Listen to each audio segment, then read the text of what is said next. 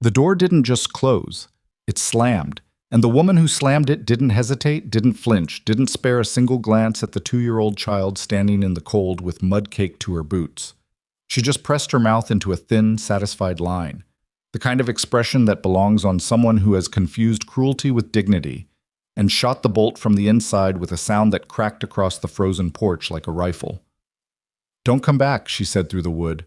"Not even the decency to face them." The little girl looked up at her mother. She didn't cry. She was too hungry to cry. If that had been your child standing there, what would you have done? Before we go any further, if stories like this one speak to something deep in you, something you recognize from your own life, or the lives of people you've loved, please take just 1 second and subscribe to this channel. Hit the like button, and drop a comment telling me what city or country you're watching from.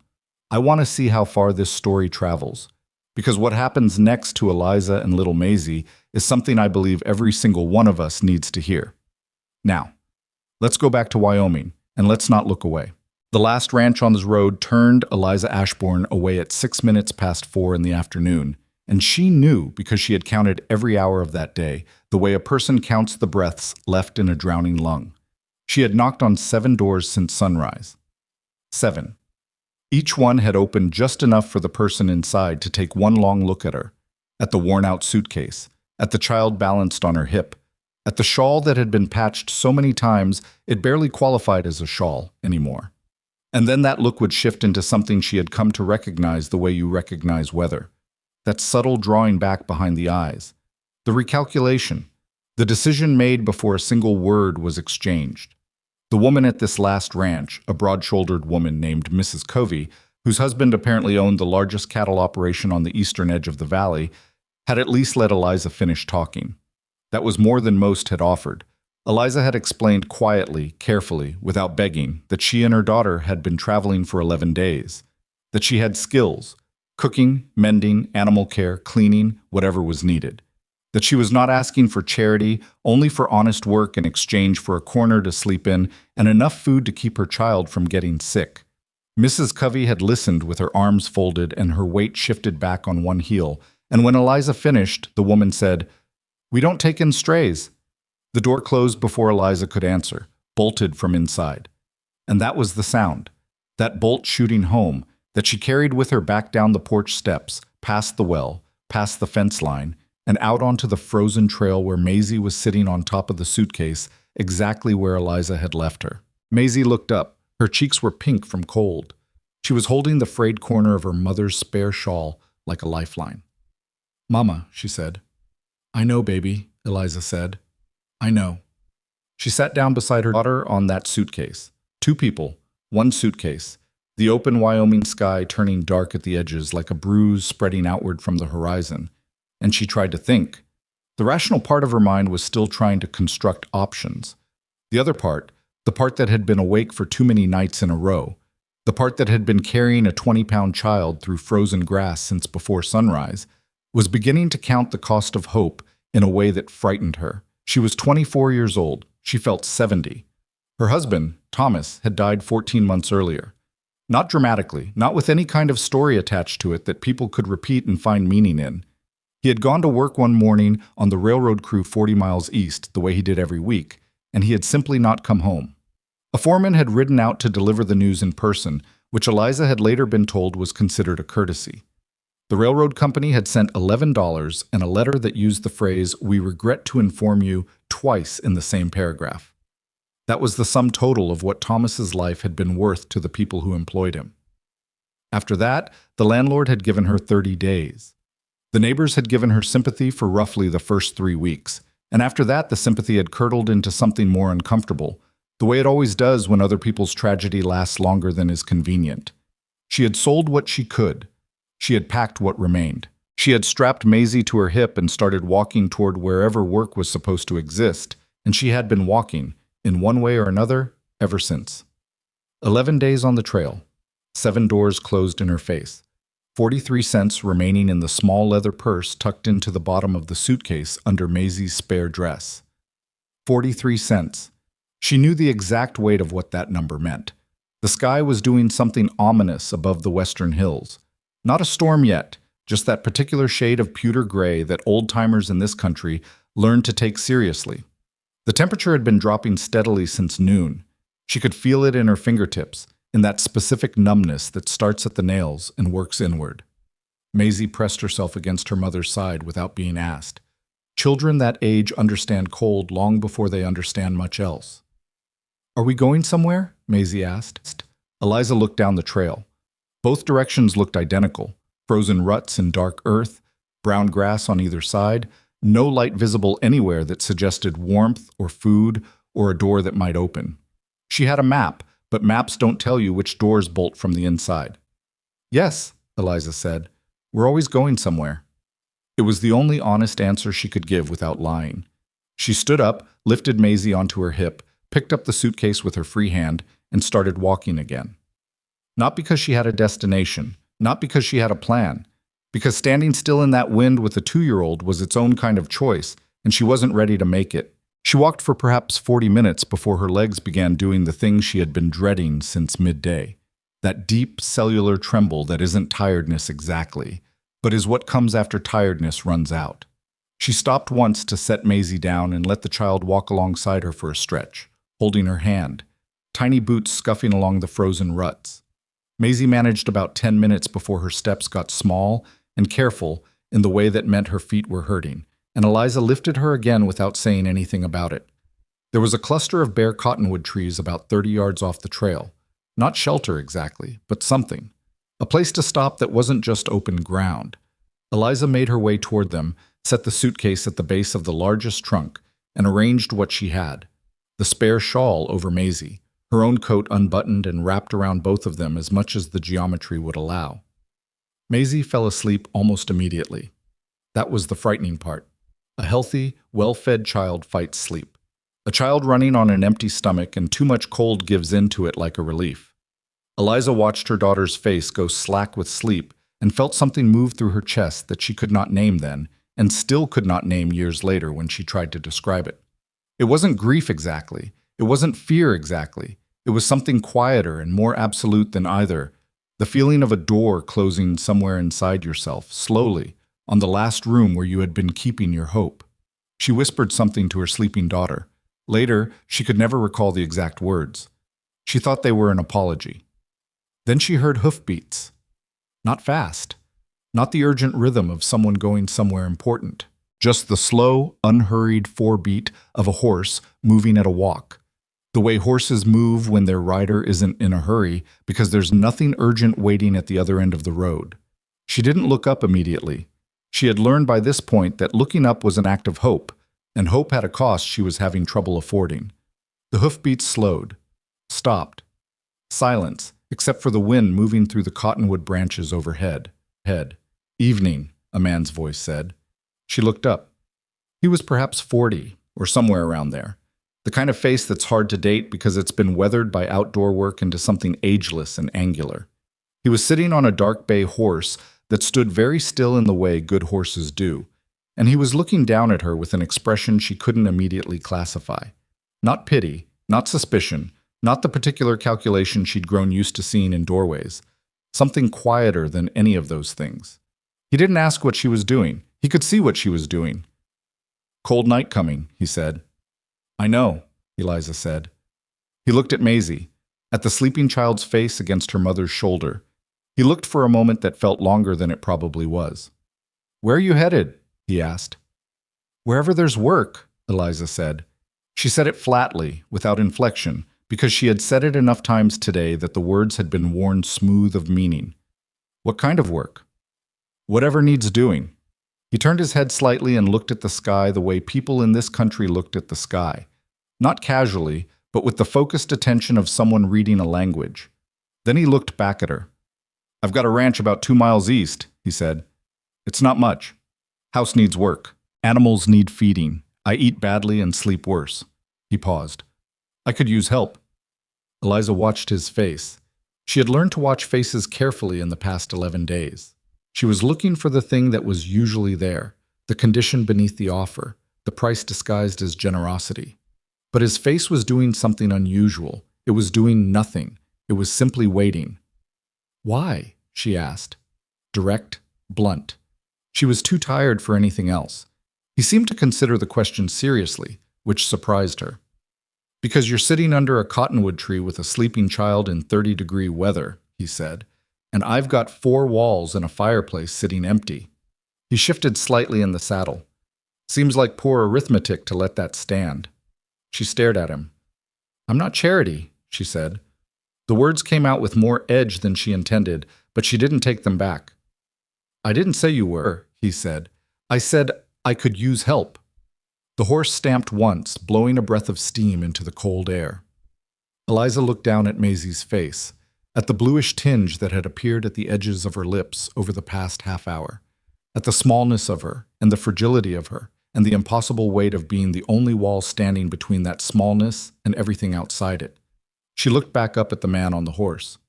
I don't know your name, she said. Silas Granger, he said. A pause. Eliza Ashbourne, she said. And this is Maisie. He nodded once, the way men of that generation nodded. Not as a social gesture, but as a genuine acknowledgement, something received and registered. Well, he said, and left the rest of the sentence where it was. He dismounted in a single clean movement and picked up her suitcase before she could object. She almost did object. The reflex was strong by now, the refusal to owe anything to anyone. But she was holding a sleeping child and she was so tired she could feel it behind her eyes, and so she let him take it. He didn't offer to take Maisie. He seemed to understand without being told that there were certain things you didn't reach for. They walked the 2 miles mostly in silence. Silas led the horse with one hand and carried the suitcase with the other. Eliza walked beside him, with Maisie's weight pressed warm and heavy against her shoulder. Once, after about a mile, Maisie stirred and made the small, confused sound of a child waking in an unexpected place. Shh, Eliza murmured. We're going somewhere warm. Maisie went back to sleep. The ranch house appeared at the end of a dirt lane lined by a fence that had seen better decades. It was not impressive, a low, dark shape against the sky, one window throwing orange light. But it was solid. It had a roof. And from the chimney rose a thin thread of smoke that meant, above everything else, that there was fire inside. Eliza felt something unlock in her chest that she hadn't known was locked. Silas pushed the door open without ceremony, and she stepped inside. It was warm. Not comfortable warm. Not the warmth of a place that had been carefully tended. It was the warmth of a wood stove burning in a room that hadn't been cleaned in too long, with dishes on the table and a coat thrown over a chair, and the general atmosphere of a man who lived alone and had made peace with what that looked like. But it was warm, and it was real, and when the heat hit Eliza's face, she stopped moving for a moment because her body needed a second to accept it as genuine. Silas set her suitcase by the door. He moved to the stove and added 2 pieces of wood without making a production of it. There's a room off the back, he said. Small. There's a cot in it and a second blanket in the chest at the foot. It's not much. It's a room, Eliza said. He looked at her for a moment.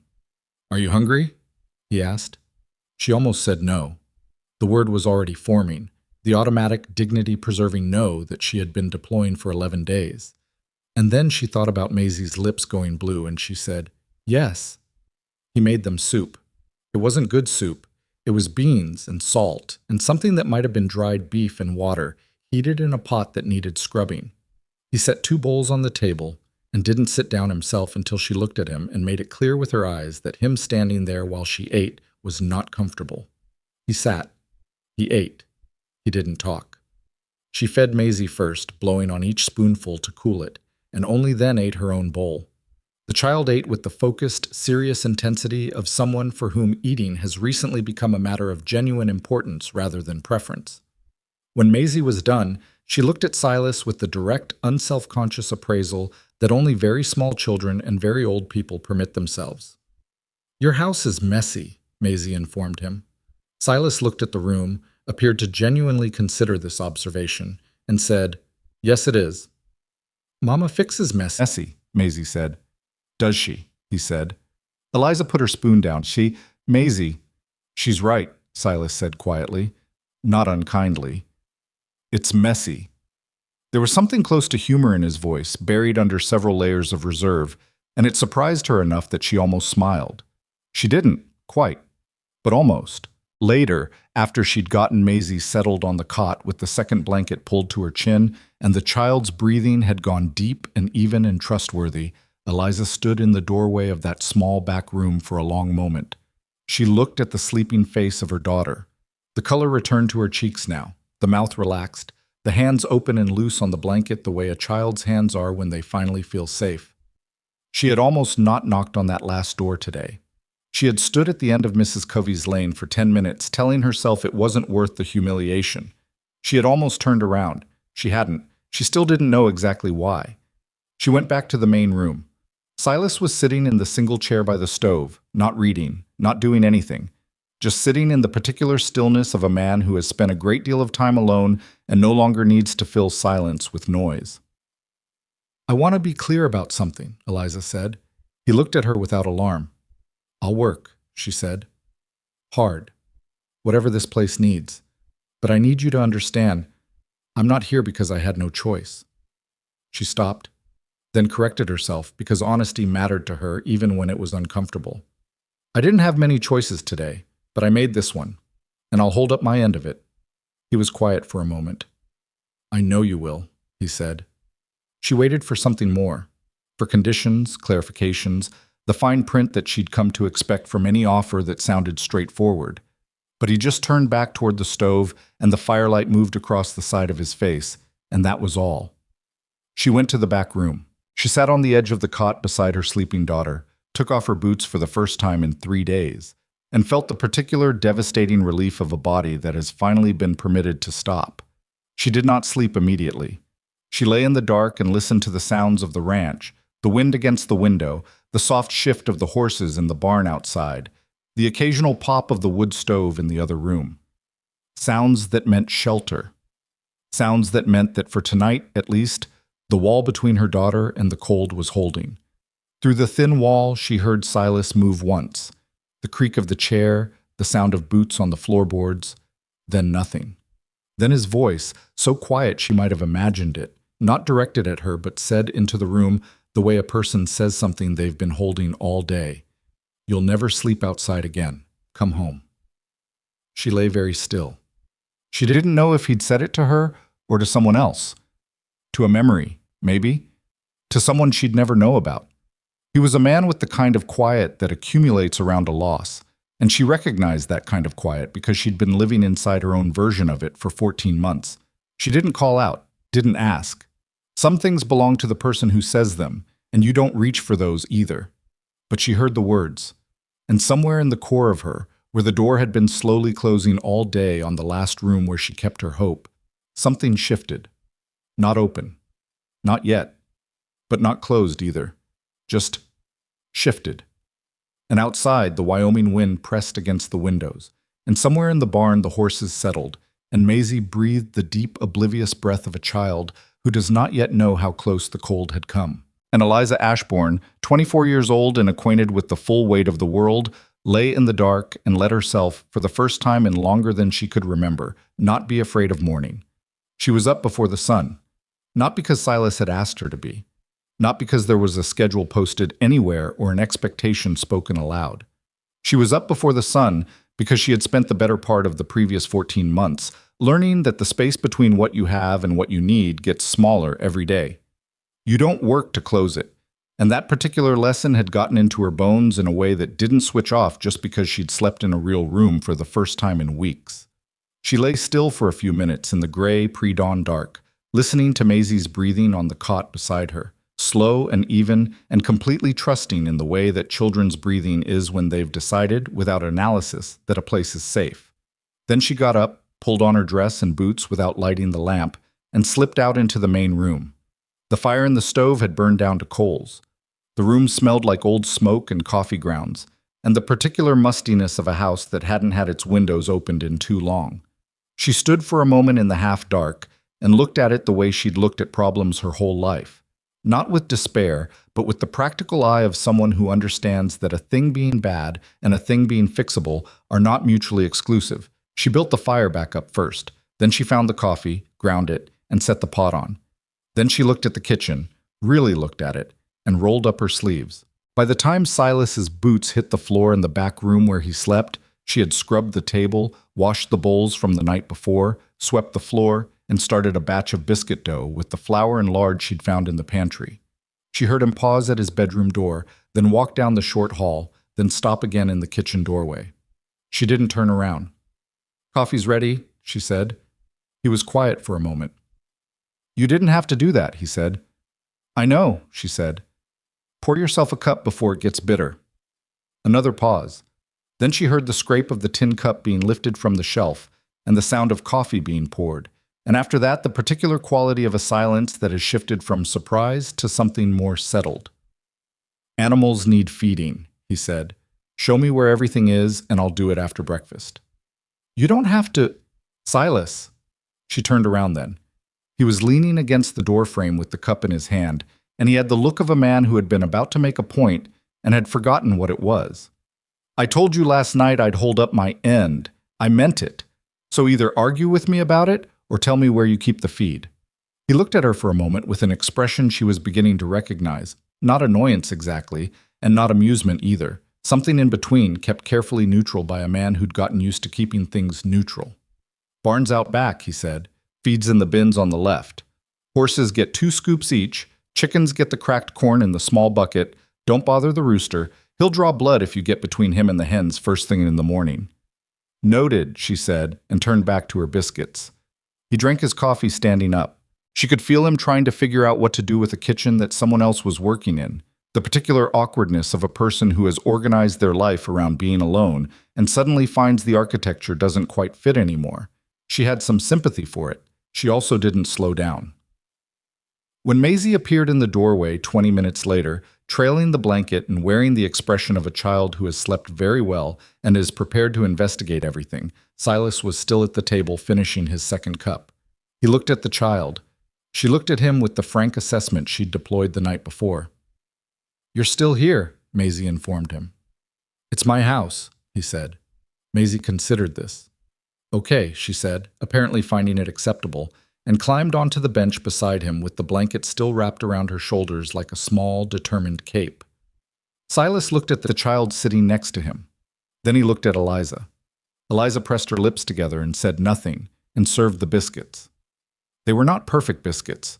She'd been working with unfamiliar measurements and a stove whose temperature ran hotter than expected, and the bottoms were a shade darker than she'd wanted. But they were hot, and they were real, and when Maisie bit into one, she made a sound of satisfaction so complete it was almost embarrassing. Silas ate 2 without comment, then quietly, he reached for a third. Eliza considered that a success. The first week was an exercise in learning the specific shape of someone else's life. Its rhythms, its rough edges, its silences. Silas ran the ranch on a schedule that had less to do with efficiency than with habit. He rose at 5, fed and watered the horses, checked the fence lines on the eastern pasture, came back for a meal around midday, then worked through the afternoon until the light gave out. He didn't talk much. Not unfriendly, just economical with words in the way of a man who had spent years with no one to talk to and had stopped generating conversation as a default. Eliza adapted around him the way water adapts around a stone, not by fighting the shape of it, but by finding where she fit. She took over the house without making it a negotiation. She cooked and cleaned and mended and organized, and she did it with the methodical focus of someone who had something to prove, though she would not have put it that way. She would have said she was simply doing what needed doing. The distinction mattered to her. What she had not anticipated was the town. Silas had mentioned once, briefly, that the nearest settlement was a place called Harlan's Creek, a modest collection of buildings 10 miles west that served as the commercial and social hub for the ranching families scattered across the valley. He'd said it the way he said most things, as information rather than invitation, and she'd filed it away without thinking much about it. She thought about it the following Thursday, when Silas hitched the wagon to make his monthly trip for supplies, and she asked if she and Maisie could come along. He'd said yes without hesitation. That part was fine. The town was the part that wasn't fine. She felt it before she could name it, the way eyes tracked toward the wagon when Silas pulled up in front of the general store, the way conversations shifted in volume and direction like weather. Harlan's Creek was small enough that a new face was its own event, and she understood that. What she hadn't expected was the particular quality of the attention. A woman named Dorothy Phelps, who appeared to operate the general store while her husband did something else somewhere else, greeted Silas with familiar warmth, and then looked at Eliza and Maisie with an expression that started as curiosity and landed somewhere less charitable. "Who've you brought with you, Silas?" she asked, in the tone people use when they're asking a question they think they already know the answer to. "Eliza Ashbourne," Silas said, "helping out at the ranch." Dorothy looked at Eliza the way she might look at a piece of dry goods she wasn't sure she needed. "Helping out," she repeated, with a small pause that carried a significant amount of weight for 2 words. "That's right," Eliza said pleasantly. She had spent years learning to be pleasant to people whose pleasantness she did not trust, and she was good at it. She bought what she needed: thread, salt, a small amount of sugar, paid with money Silas had given her against her first week's wage, and thanked Dorothy in a voice that was entirely correct in tone and gave nothing away whatsoever. Outside, while Silas loaded the rest of the supplies, she stood with Maisie and listened to the way the street sound shifted around her. 2 men by the post office had stopped their conversation when they recognized Silas and resumed it at a lower register when they saw her beside him. A woman she didn't know lifted a child off the boardwalk and moved inside. Not dramatically, just quietly, with purpose. She thought about Mrs. Covey's bolt sliding home. The sound these people were making was the same sound, just distributed across more mouths. On the drive back, Silas was quiet for about 4 miles before he said, without preamble, "People talk." "I noticed," Eliza said. He kept his eyes on the horses. "They'll talk regardless of what you do. That's the nature of small places." "I know." "It doesn't—" He stopped, tried again. "What they say doesn't reflect what's true." She looked at him. There was something in the set of his jaw that told her this was not a casual observation, that he had thought about this specifically and decided it needed to be said. "I know that too," she said, "but thank you for saying it."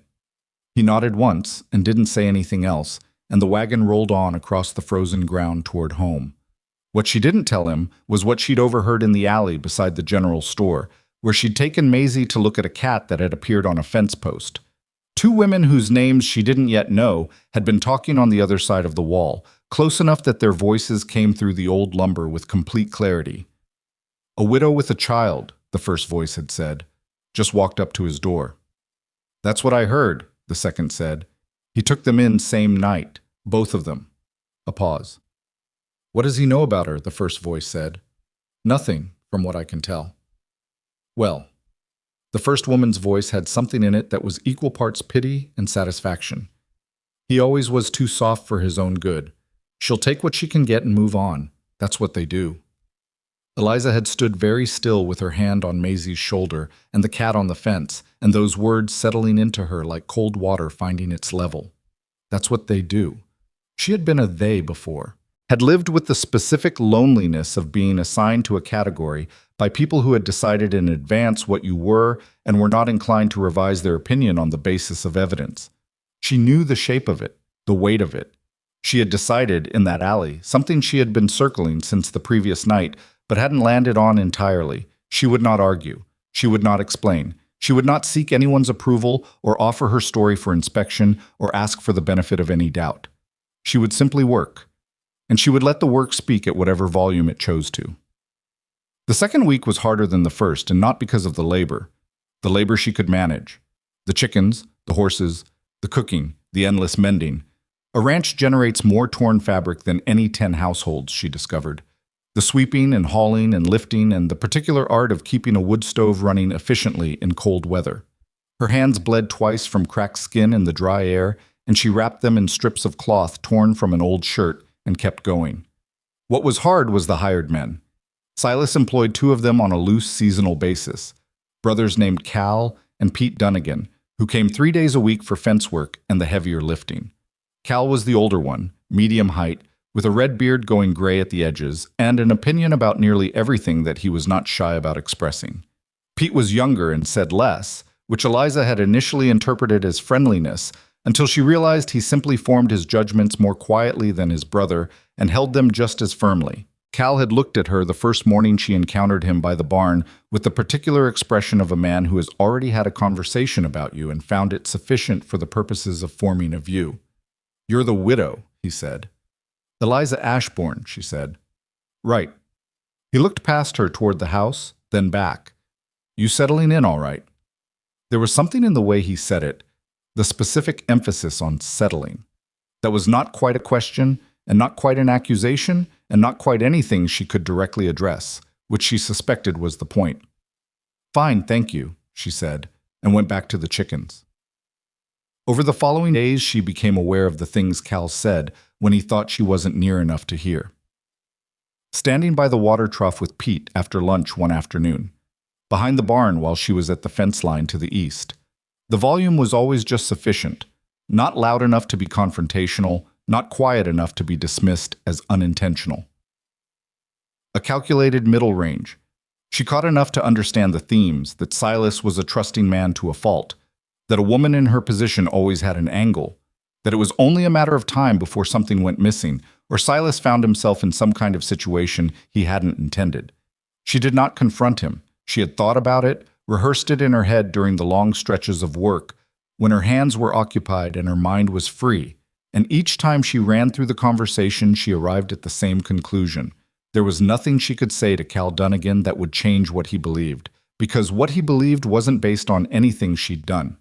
It was based on what she was, a woman alone, dependent, arrived from outside. The evidence he required to revise that view was not verbal. It was not an argument. She kept working. Maisie, for her part, had adjusted to ranch life with a speed and completeness that would have been surprising if Eliza hadn't known her daughter's particular talent for deciding quickly what mattered and committing to it entirely. Within the first week, she had named all the horses, a fact the horses were unaware of but that Maisie considered settled, and established a proprietary relationship with a small tan-colored dog named Ruckus that wandered the property with no clear schedule or affiliation. The dog had never been anyone's dog, exactly. Silas had never fed him inside or given him any particular attention, but he'd never run him off either, and somewhere in that benign indifference, Ruckus had found his arrangement. He slept under the porch and appeared at intervals throughout the day to be petted or ignored in equal measure. Maisie pet him. Extensively. Ruckus accepted this with the stoic resignation of a dog who understands he has wandered into a situation and decided it's acceptable. Silas watched this developing relationship from a distance with an expression that Eliza was beginning to map more clearly. He was a man who had genuine feeling that he had lost the habit of expressing, and the feelings moved across his face sometimes before he could collect them. A small warmth at the sight of the child with the dog. A particular quality of attention when Maisie said something funny or strange or completely unanticipated, which was often. He wasn't good with children. Not bad. Not unkind. Just unpracticed in the way of a man who had expected to be and then hadn't been, and had closed the door on that room quietly rather than stand in it, looking at the empty space. Eliza noticed this the way she noticed most things about him, carefully, without comment, filing it away, not for use but simply because she paid attention to the people around her as a matter of long habit and genuine interest. One evening, near the end of the second week, she came in from the barn to find Maisie sitting on the floor beside Silas's chair, showing him something. A pebble she'd found that morning, smooth and dark, with a vein of white running through it, which she had carried in her pocket all day, and delivered to him now with the complete seriousness of a major presentation. "It's a special rock," Maisie was explaining. Silas was looking at the rock in his palm with an expression of focused attention that Eliza suspected was at least partly genuine. "Where'd you find it?" "By the big fence post, the wobbly one." He turned it over. "That post's been wobbly since last spring." "The rock was right next to it," Maisie said, as if this were relevant information. "I'll keep that in mind," he said, and he set the pebble carefully on the edge of the mantelpiece. Maisie watched him do it and appeared satisfied by the placement. Eliza stood in the doorway a moment longer than she needed to before stepping into the kitchen to start supper, and she thought about what she'd seen and then decided not to think about it anymore because there was soup to make and she needed to keep her head organized. But the pebble stayed on the mantelpiece. She noticed it every day. It was in the third week that things cracked open. She had gone to town alone. Silas had given her the smaller horse and a list and told her she knew what was needed, which was a statement that contained more trust than it may have appeared on the surface, and she'd taken it seriously. She'd done the supply run efficiently, spent carefully, and was loading the saddlebag outside the general store when she heard her name said by a voice that belonged to a woman she'd been introduced to only once, Agnes Birch, wife of the rancher whose property bordered Silas's to the north. Agnes was talking to Dorothy Phelps. They were standing just inside the store's open door, and they had not seen Eliza return to the horse. "I feel sorry for him, honestly," Agnes was saying. "Silas is a decent man. He just has no sense about certain things." "She seems capable enough," Dorothy said, with the tone of a woman offering a very limited compliment. "Oh, capable." Agnes made a sound. "Capable isn't the question. The question is what she's capable of. A woman like that, with nothing and a child to feed, you'd be amazed what looks like honest work when you're actually watching for an opportunity.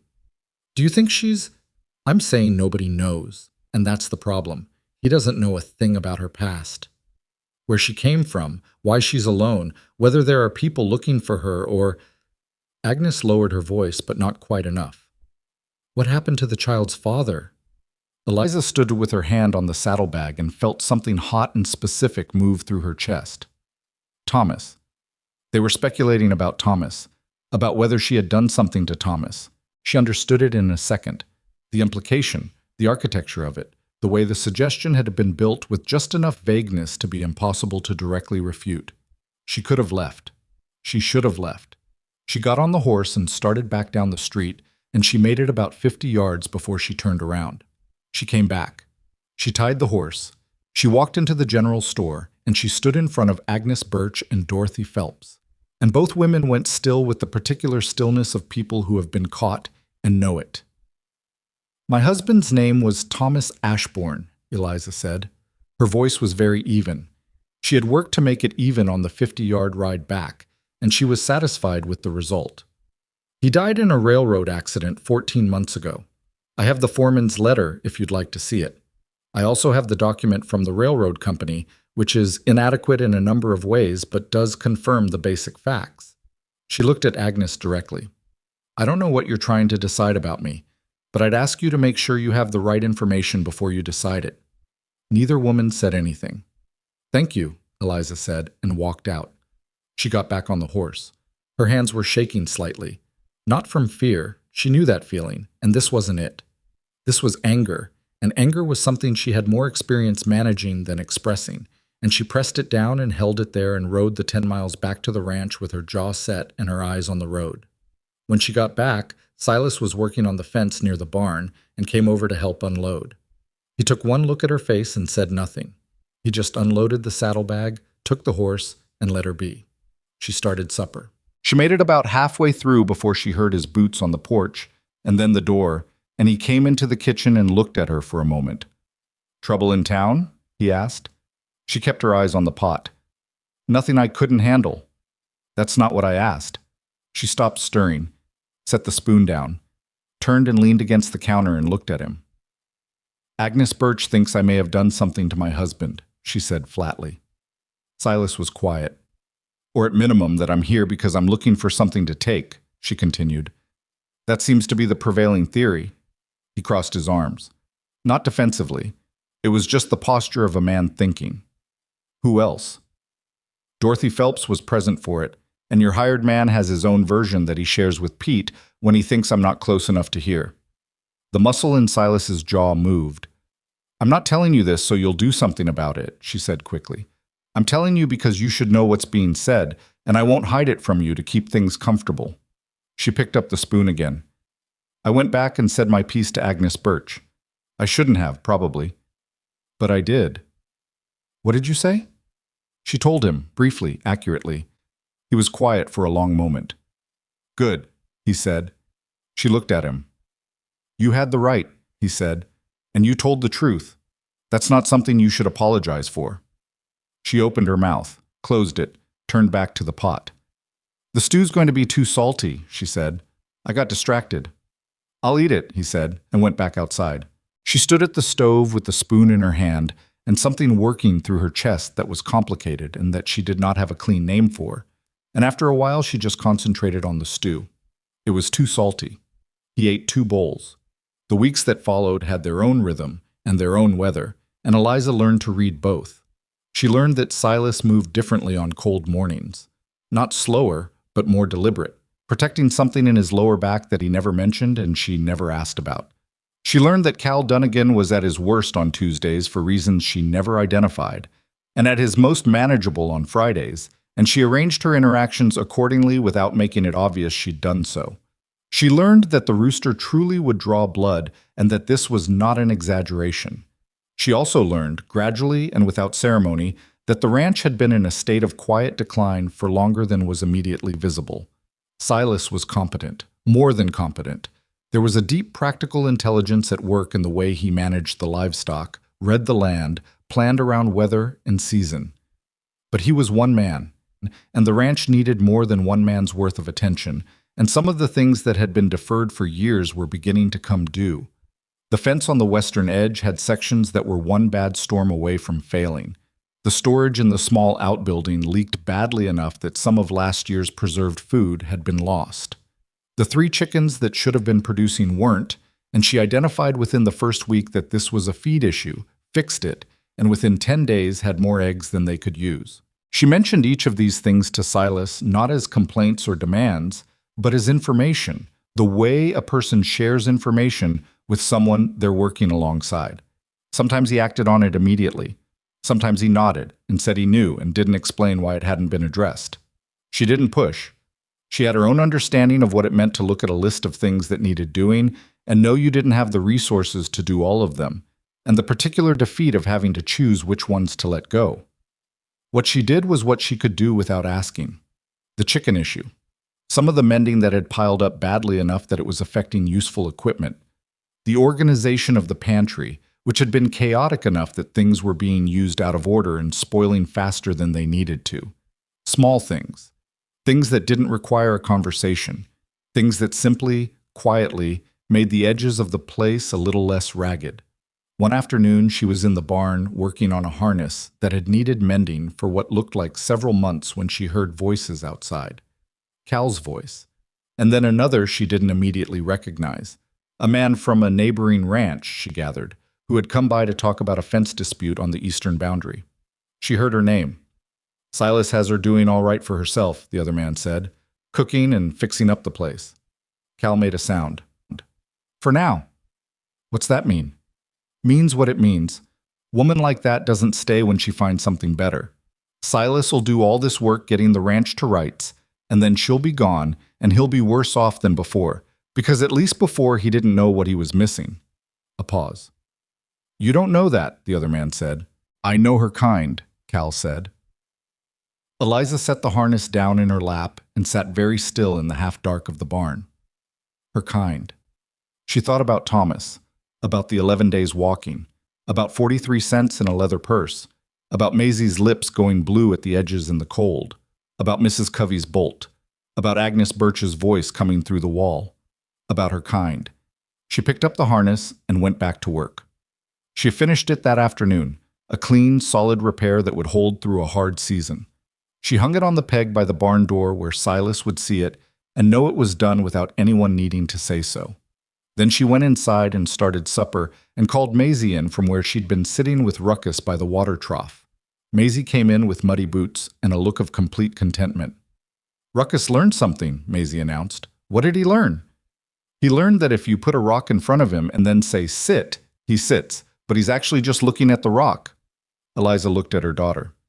Is that a trick? Or is that just a dog looking at a rock? Maisie thought about it very seriously. I think it counts, she said. Eliza served supper.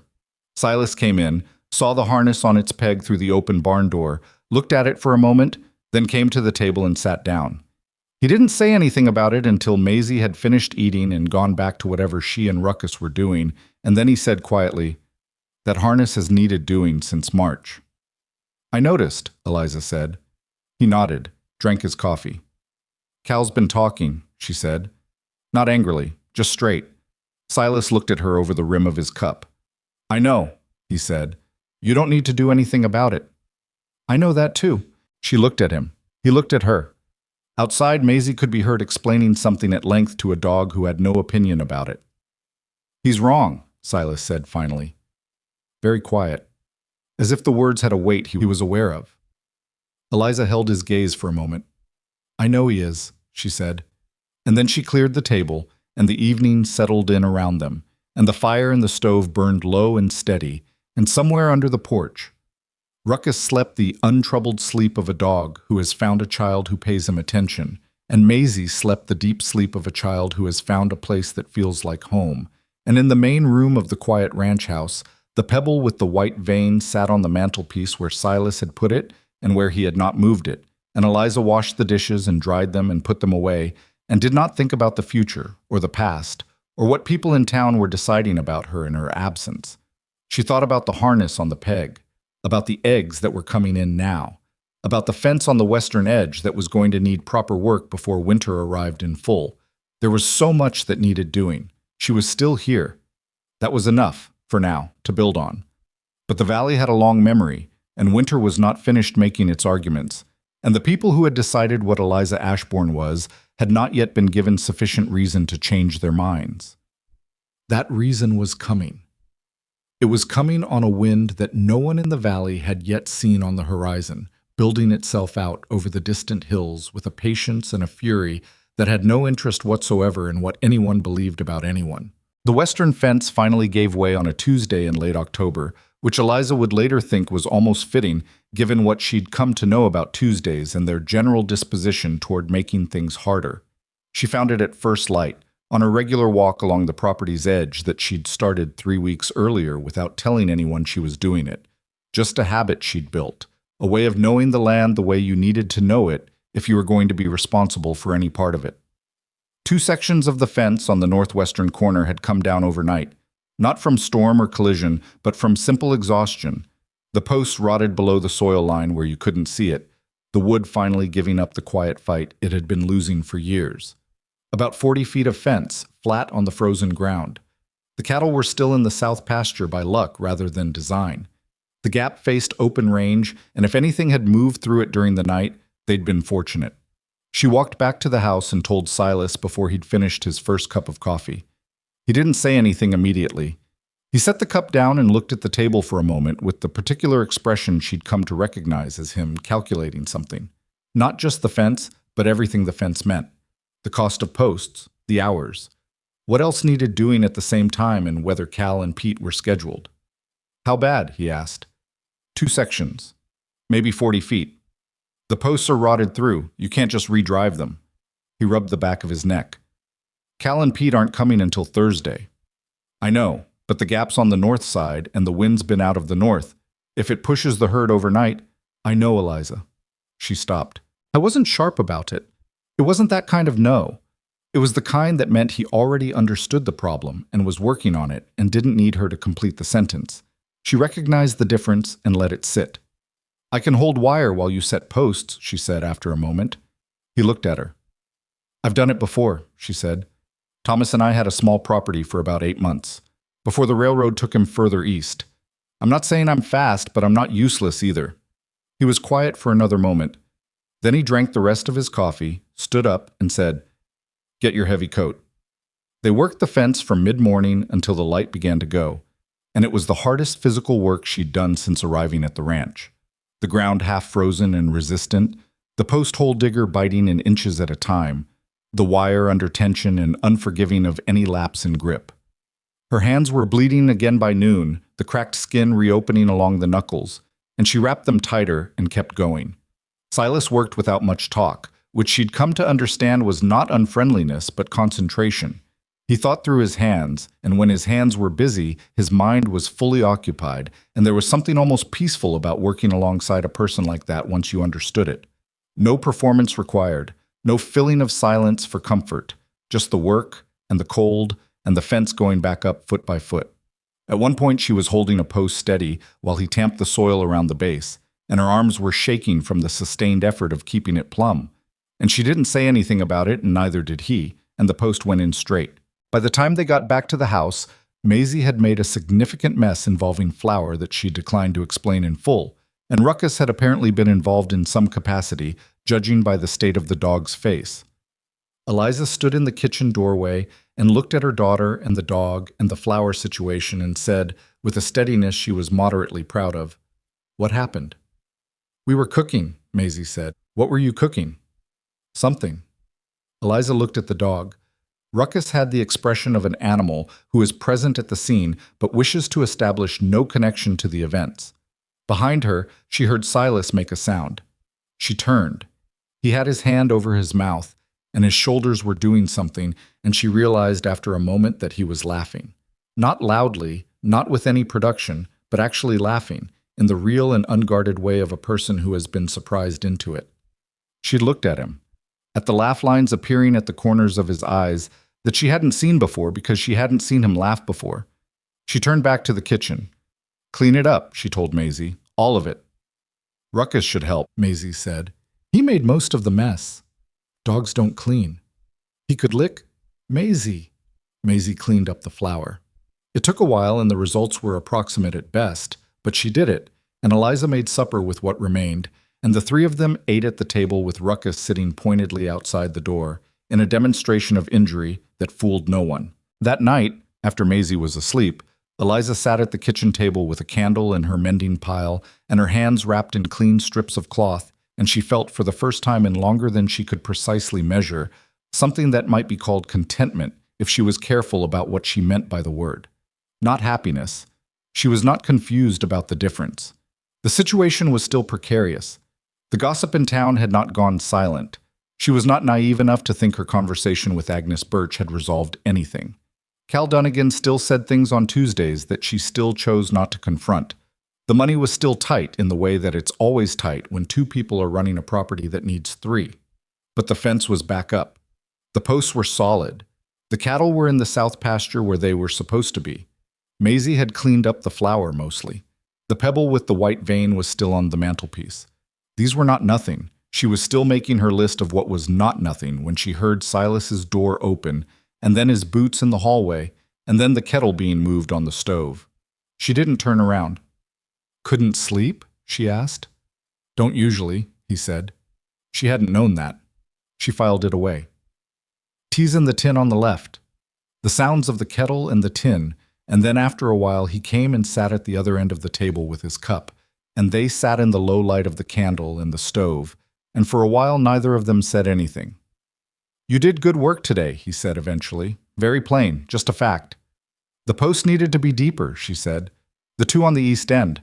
I should have said something when we were setting them." "They'll hold.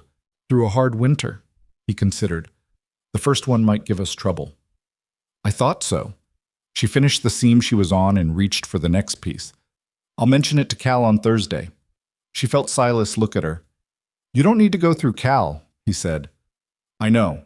But if it comes from me, he argues. If it's something he thinks he identified himself, it gets done faster." She kept her eyes on the mending. "I'd rather the post got set properly than be right about who noticed it." Another silence. "That's," Silas started. "Practical," she said. He was quiet for a moment. "I was going to say something else." She looked up. His face in the candlelight was doing the thing it sometimes did when he'd said more than he'd intended. A slight pulling back, a returning to neutral. But she'd seen it, the whatever else it was, and she didn't ask him to repeat himself. "What was the other word?" she asked. He looked into his tea. "Smart," he said. "I was going to say smart." She looked at him for a moment and then looked back at her mending, and the candle moved slightly in a draft from somewhere, and outside the wind was doing what the Wyoming wind did, working at the edges of everything, looking for any gap it could find. The following week brought its own variety of trouble in the form of a man named Harlan Briggs. Briggs owned the largest parcel of land in the eastern part of the valley, over 2,000 acres, more horses than any three ranches combined, and the kind of influence in Harlan's Creek that accumulates when a man has money and a long memory and the patience to use both strategically. I was not someone Eliza had met, but she'd heard enough in town and enough from the way people changed their posture when his name came up to know the general architecture of who he was. He arrived on a Wednesday afternoon in a wagon that was considerably better maintained than anything on Silas's property, with a man riding alongside who appeared to function as an assistant or bodyguard, or possibly both. He tied up at the fence post and walked to the door with the particular gait of a man who expects doors to open before he reaches them. Eliza answered the door because she was closest to it, and because the knock had the kind of authority that suggested whoever was doing it was not planning to knock twice. Briggs looked at her for a moment. He was perhaps 60, broad through the shoulders, with a gray mustache and the kind of sun-weathered face that had probably looked exactly this way since he was 45, and would continue to look this way until he died. He was not unpleasant, exactly, but he had the specific quality of a man who had not had to accommodate anyone else's discomfort in quite some time. "I'm here to see Silas Granger," he said. "He's in the south pasture," she said. "I can get him, or you can come in and wait." He looked at her with measured assessment. "You're the widow he brought in." It was said as a statement of information, not opinion, and she decided to receive it as such. "Eliza Ashbourne," she said. "Come in if you like." He came in. He looked around the main room with the careful attention of a man cataloging what he saw.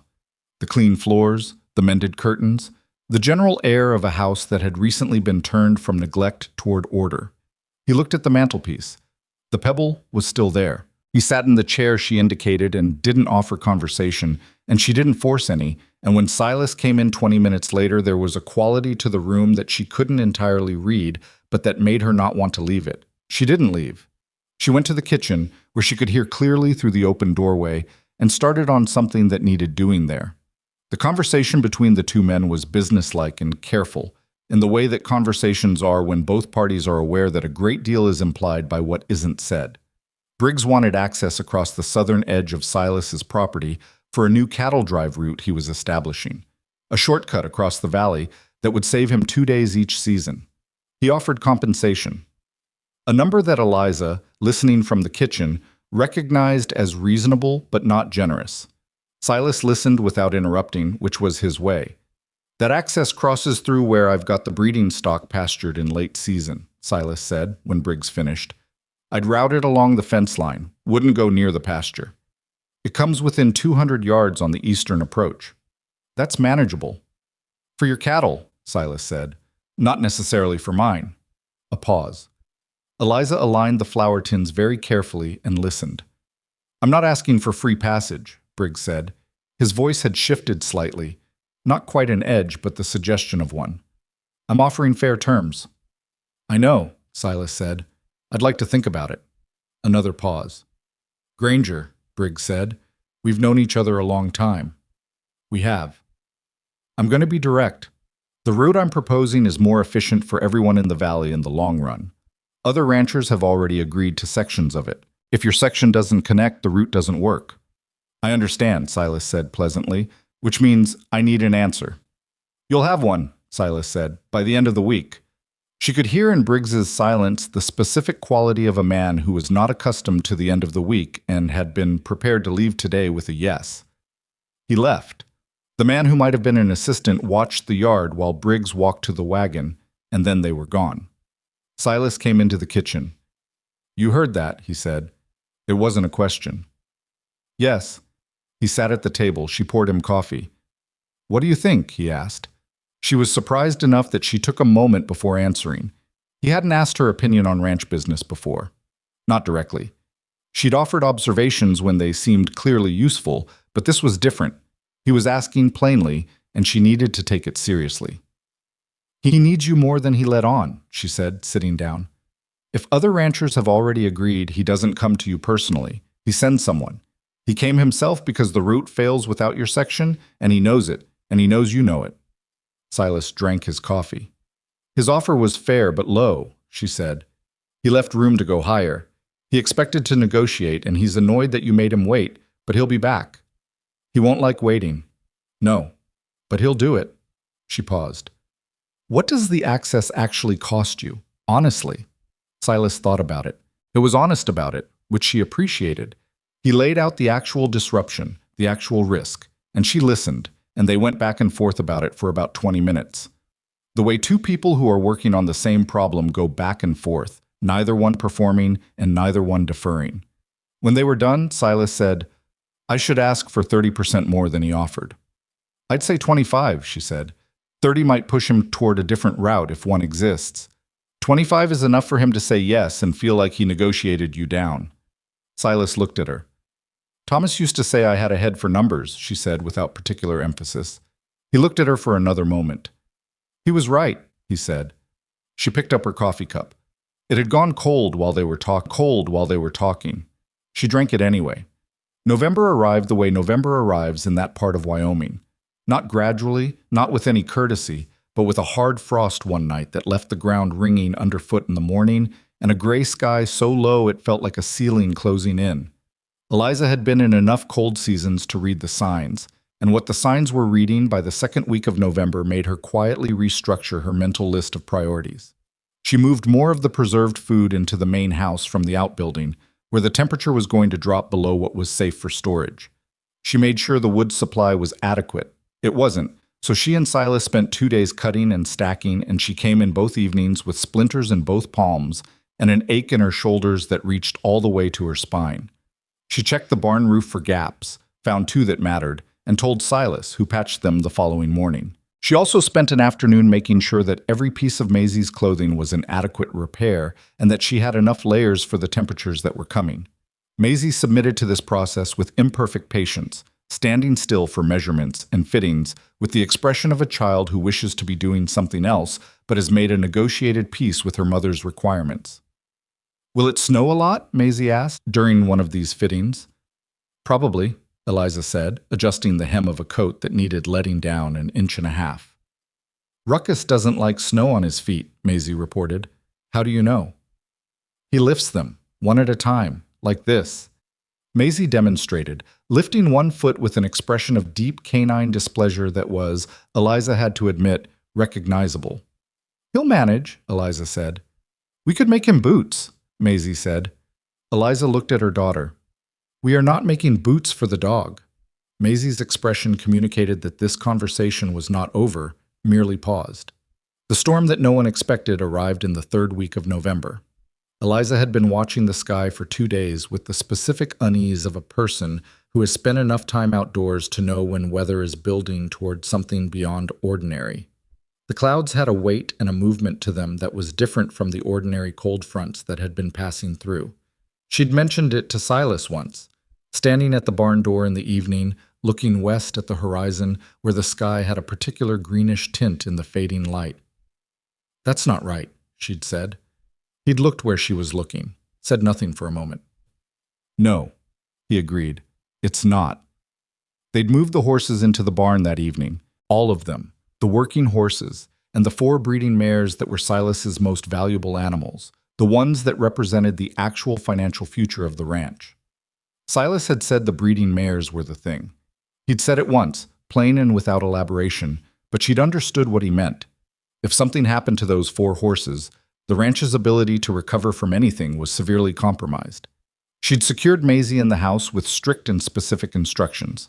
Stay inside, stay by the stove, do not open the door for anything that wasn't her mother or Silas, and under no circumstances let Ruckus back inside once he went out to do his business, because they would never get the barn smell out of the blankets. Maisie had agreed with the seriousness of a child who understood this was not a routine set of instructions. The storm hit 3 hours later. Not gradually, not with warning. One moment there was wind at 40 miles an hour, and the next there was wind at twice that, and it brought with it a horizontal wall of ice-mixed rain that hit the skin like thrown gravel and reduced visibility to about 10 feet. The temperature dropped 15 degrees in 20 minutes.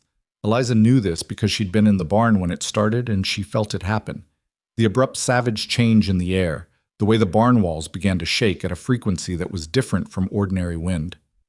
Then she heard the crack. It came from the south side of the barn, and she knew before she got there what it was. The sound of timber under load giving way. The particular report of old wood reaching the end of what it could bear. One of the support beams on the south wall had buckled under the combined assault of wind and the accumulated weight of early ice on the roof. It didn't bring the whole wall down, but the section it supported sagged badly, and 2 of the interior stall dividers shifted, and the noise of it sent the horses into immediate panic. All 5 of them. The 3 working horses and the 4 breeding mares, 7 total, in a barn that was now structurally compromised on one side, in a storm that was making it impossible to see across the yard, with the temperature still falling. Eliza did not take time to think about what she should do. She had found, in her life, that the moments requiring actual courage are never the ones where you have the luxury of reflection. They are the moments where your hands start moving before your mind catches up, and you either trust your hands or you don't. She found Silas at the damaged wall before she'd consciously decided to go there. He'd heard the crack too and came from the tack room at the same end of the barn. They looked at the damage in the few seconds before the horse's panic fully developed. "South stall's going to go," he said. "The mares are in south," she said. "I know." They moved. The mares were the most frightened. Prey animals read structural failure with a precision that humans don't have access to, and the combination of the storm noise and the wall moving and the smell of the stress on the timber had put all four of them in a state that made them dangerous. Not aggressive, but terrified, which is worse, because a terrified horse isn't trying to hurt you, it's just trying to leave, and it will go through you to do it without malice and with complete commitment. Silas went for the first mare. She threw her head and moved sideways in the stall, and he talked to her in a low, continuous voice that she recognized by its sound, if not its words, and got the lead rope on her with the practiced efficiency of a man who'd been doing this for 20 years. He pulled her forward out of the stall. The beam above the south stall shifted again, not catastrophically, but enough. The second mare went for the stall door with her whole body, and it gave way under her, and she was suddenly in the center of the barn with nowhere particular to go and everywhere in particular to be at the same time, and Eliza stepped into her path. Not to stop her, which was not possible, but to give her something to orient on, something that wasn't the wall that was moving and the noise that was coming from every direction. It worked, barely. The mare shied sideways rather than straight forward, and Eliza got the rope and held it through the first pull that nearly took her off her feet, through the second that drove her boots across the floor in 2 long slides. And then the mare settled to a shaking stand, and Eliza stood with her and talked to her the way Silas had talked to his, not knowing the right words either, just the right tone. "I've got you," she said. "I've got you. I've got you." The beam on the south wall came down. Not the whole beam, one end of it, the far end, the one that had been holding the partial weight of the sagging roof section. It came down with a sound that wasn't loud so much as absolute, a finality of sound. And it took the remains of the south stall wall with it and opened a gap in the barn's exterior on the south side through which the storm immediately entered with everything it had. Silas was in there. He'd gone back for the third mare. Eliza got her mare tied to the center post and went to the south stall, and he was on the floor. Not unconscious. She saw him moving. But the beam had caught his left side on the way down. Not direct, but enough. And he was trying to get up and not quite getting there. The third mare was still in the broken stall, standing on the debris, making the high, thin sound of a horse that has gone past fear into something quieter and more desperate. "Silas!" She was on her knees beside him.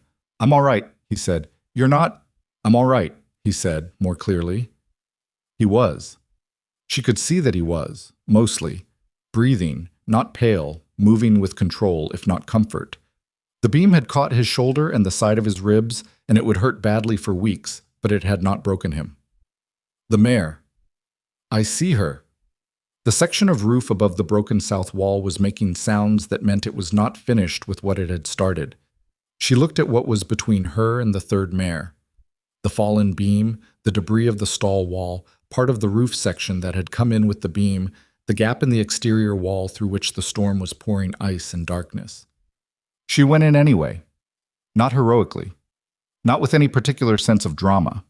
She went in because the mare was in there, and because the mare was one of 4 animals that stood between this ranch, and a failure from which it could not recover, and because she had been the person most recently saying there was nothing worth doing that she wasn't prepared to do.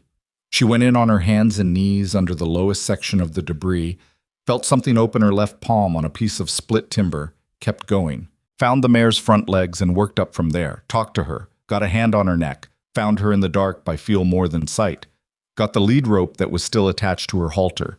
Then the mare moved. Not violently. The space was too constrained for violence. She moved with the whole weight of her body sideways, and Eliza went with her, because letting go was not an option she was considering, and they moved together through the debris and through the gap and into the main barn where there was air and where Silas was on his feet now, one hand braced against the center post. He took the lead rope from Eliza without a word. She sat on the barn floor for about 4 seconds. Then she stood up. "2 more," she said. They got the remaining working horses. The last mare was easier once the first 3 were out, and the working horses were frightened but manageable. And they worked together with the shorthand of people who have spent enough time side by side to not need to narrate. The cattle were the next problem. The south pasture fence, not the section they'd repaired on the northwest, but the older section on the southeast, had come down under the storm, and the herd was moving, not stampeding. Moving, which in some ways is worse, because a stampeding herd makes noise and follows a direction, and a herd simply moving in bad weather and bad visibility can scatter in ways that are impossible to predict and nearly impossible to recover from. She went after them with Silas. She should not have been able to see in those conditions. She largely couldn't. She moved by sound and by the feel of the wind and by the general logic of how cattle move when they're cold and frightened and looking for shelter. The storm threw ice at everything with complete impartiality. Her coat was soaked through within 10 minutes, and the cold beneath it was the kind that becomes part of your thinking, not disabling, but present, constant, informing every decision with its own heavy weight. They drove the cattle the way you drive cattle in the dark in a storm, imperfectly, with a lot of doubling back and a lot of effort extended on animals that turned out to be going the wrong direction, and a sustained physical expenditure that began to accumulate in her legs and back as something that she filed under things to address later. She found 3 cattle at the far edge of the southeastern pasture, heading toward a ravine she'd walked along twice in her morning rounds, and knew the geography of because she'd taken the trouble to learn it. She turned them before they got there. She didn't know how close the ravine was in the dark. Closer than she'd like, she suspected, if she'd been able to see. By the time the eastern sky started going from black to the particular gray that means 4 in the morning rather than night, they had the horses secured in the barn, the cattle accounted for and driven back to the central pasture, and a makeshift barrier over the gap in the south wall made from the tack room door, which had been removed from its hinges and was serving its country bravely. Eliza sat down on an overturned bucket in the barn and looked at her hands. The left palm was open and bleeding steadily. There were other cuts she was aware of in a general way that she hadn't tracked specifically. Her right shoulder had hit something at some point that she didn't remember hitting and would be deeply unpleasant by tomorrow. Her coat was destroyed in the functional sense, saturated, torn at the left sleeve, missing 2 buttons. Silas sat on the barn floor with his back against the center post and his legs out in front of him and one hand pressed against his left ribs.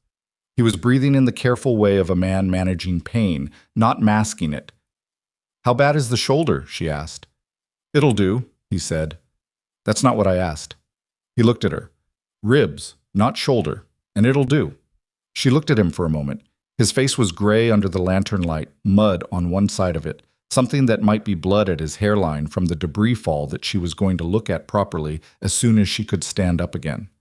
"The mares are all right," she said. "Yes." "All the cattle came back." "Yes." She looked at her hand. "The south wall is going to need significant repair." "Yes," he said. They sat in the settling noise of the storm, which was still loud but was losing the particular quality of violence it had had at its height, moving now toward ordinary bad rather than extraordinary bad. The horses were quiet. All 7 of them, standing in the barn in various states of agitation that had come back down to tired, which was where everyone in the barn was. "Eliza," Silas said. She looked at him. He seemed to be working toward something. She waited. "The 3rd mare," he said. "In the stall." He stopped. "You went in after her?" "Yes." "That section of roof." He stopped again. "If it had come the rest of the way while you were—" "It didn't," she said. He looked at her with an expression she hadn't seen from him before. Not the neutral control, not the careful containment, something that had come through the containment from the other side. She held his look for a moment. "The mares are the ranch," she said. "You said so." "You're not the ranch," he said quietly. Just quiet, just very plain and very direct. She didn't answer immediately. She looked at the horses, at the barn, at the tack room door propped against the south wall holding the storm out. She thought about a pebble on a mantelpiece, about a harness on a peg, about a wagon ride back from town with her jaw set and the sound of a bolt sliding home still living somewhere in her memory. "No," she said, "I know that." But she thought he heard what else was in the words, the rest of what they contained. The morning came in gray and cold and sharp as a blade, and with it came the neighboring ranchers, men from 6 different properties who had seen the storm's work from their own land and come out expecting to help with recovery, expecting damage, expecting what storms in this valley regularly left behind. What they found at Silas Granger's ranch was not what they expected. They found every horse alive and sound in the barn. They found the cattle in the central pasture, accounted for. They found the damaged south wall and the broken stall and the debris, and they found what those things implied about the night, the scope of what had happened and the scope of what had not, and what the difference between those two things meant in terms of the work required to produce that difference. They found Silas with wrapped ribs and a calm account of the night that named Eliza by name at least 4 times in the first 5 minutes. And they found Eliza herself in the barn, still working, not because she was unaware of her own condition, but because there was still work to do, and she was the person doing it. Cal Dunnigan was among them. He came into the barn and looked at the damage and looked at the horses and looked at Eliza, who was on her knees checking the third mare's leg for any injury from the debris in the broken stall. He stood there for a while.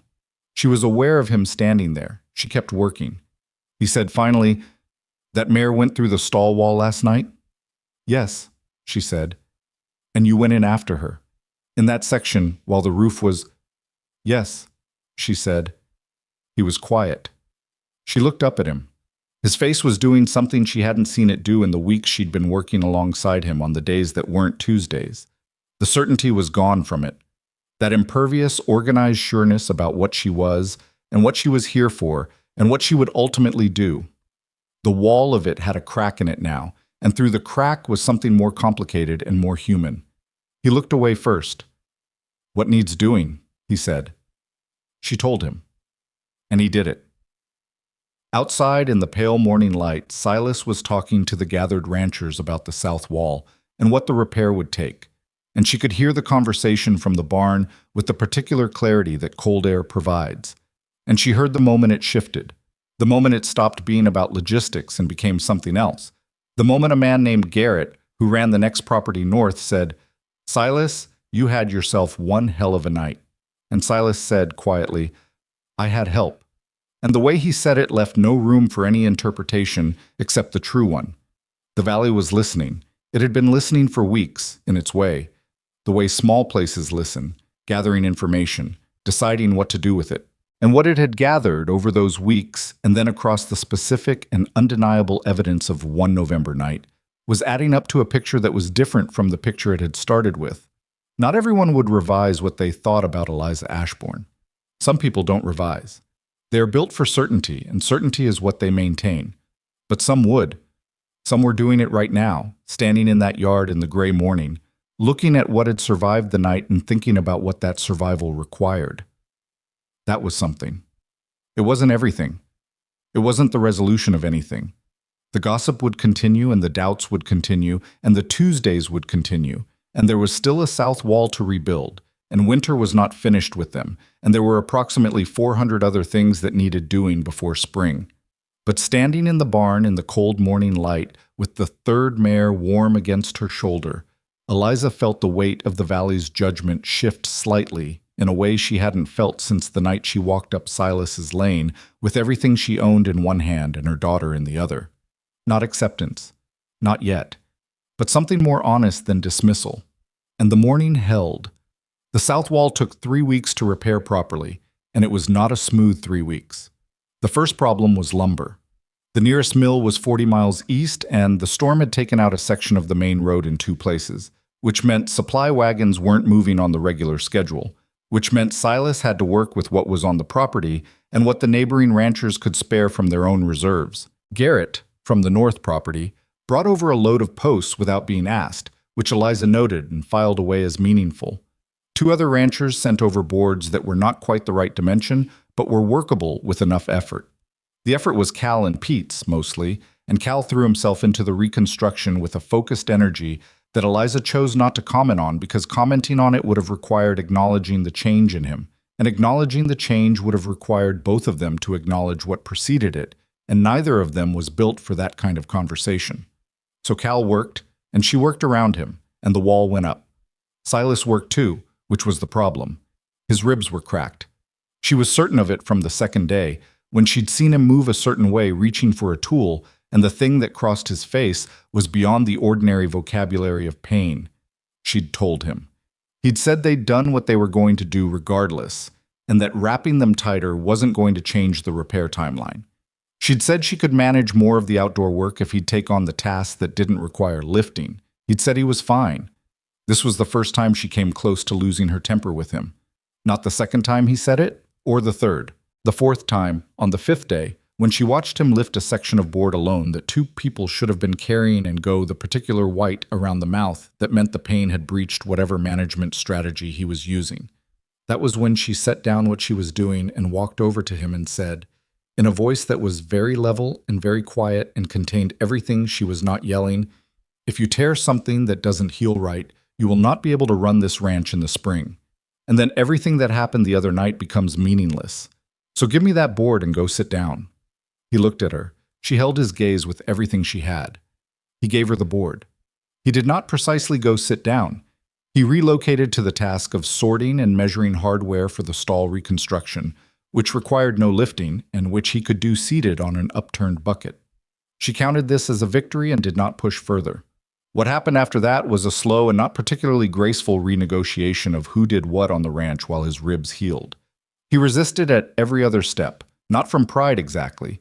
She'd come to understand that about him, that the thing people read as pride in a man like Silas was actually closer to a profound discomfort with dependency, the specific suffering of a person who has organized their entire self-concept around being capable. Needing help felt to him like a structural failure rather than a temporary condition, and no amount of practical reasoning fully addressed that. What addressed it, eventually, was Maisie. On the 8th day of the reconstruction, Maisie appeared beside Silas's bucket in her coat with her small, serious face and said, "Mama says your ribs hurt." "They're fine," Silas said. "She says you keep doing things when they hurt." He looked at the child. The child looked at him with the direct assessment she'd been deploying since approximately forever. "It's not polite to talk about people when they're not there," he tried. "She was right there," Maisie said, gesturing generally toward the barn. He looked toward the barn. Eliza was very busy with something that did not involve looking in their direction. "I'm helping," he said. "You could help by sitting," Maisie said. "I sit and help sometimes. I was sitting when I found the special rock." He looked at the barn again, then back at Maisie. "Is that so?" he said. "The sitting kind of helping is still helping," Maisie said. She seemed to feel this point had been made and turned to go find Ruckus. Silas sat on the bucket and measured hardware for the rest of that afternoon, and when Eliza came in for supper, she did not say a word about it, and neither did he, and Maisie ate her food with the serenity of a child who has completed a task. The news from the storm spread the way news spread in that valley, on horseback and wagon wheels, attached to every conversation in Harlan's Creek for the better part of 2 weeks. Eliza became aware of this gradually, through a series of small adjustments in how people behaved when she was present. Dorothy Phelps was the first indicator. Eliza went to town the Thursday after the storm for supplies they couldn't delay, and Dorothy greeted her at the door of the general store with a directness that hadn't been present in their previous interactions. Not warmth exactly, but the absence of the specific quality of appraisal that had always been there before, like a tax that had quietly been eliminated without announcement. "Heard it was a bad one out at Silas's place," Dorothy said. "It was," Eliza said. "Animals all right?" "All fine." Dorothy nodded, and there was something in the nod, a small recalibration, a filing away of confirmed information. And then she said, "What do you need today?" in a tone that was simply commercial, simply practical. And Eliza told her, and they conducted the transaction without subtext. And it was, in its small way, remarkable. Agnes Birch was more complicated.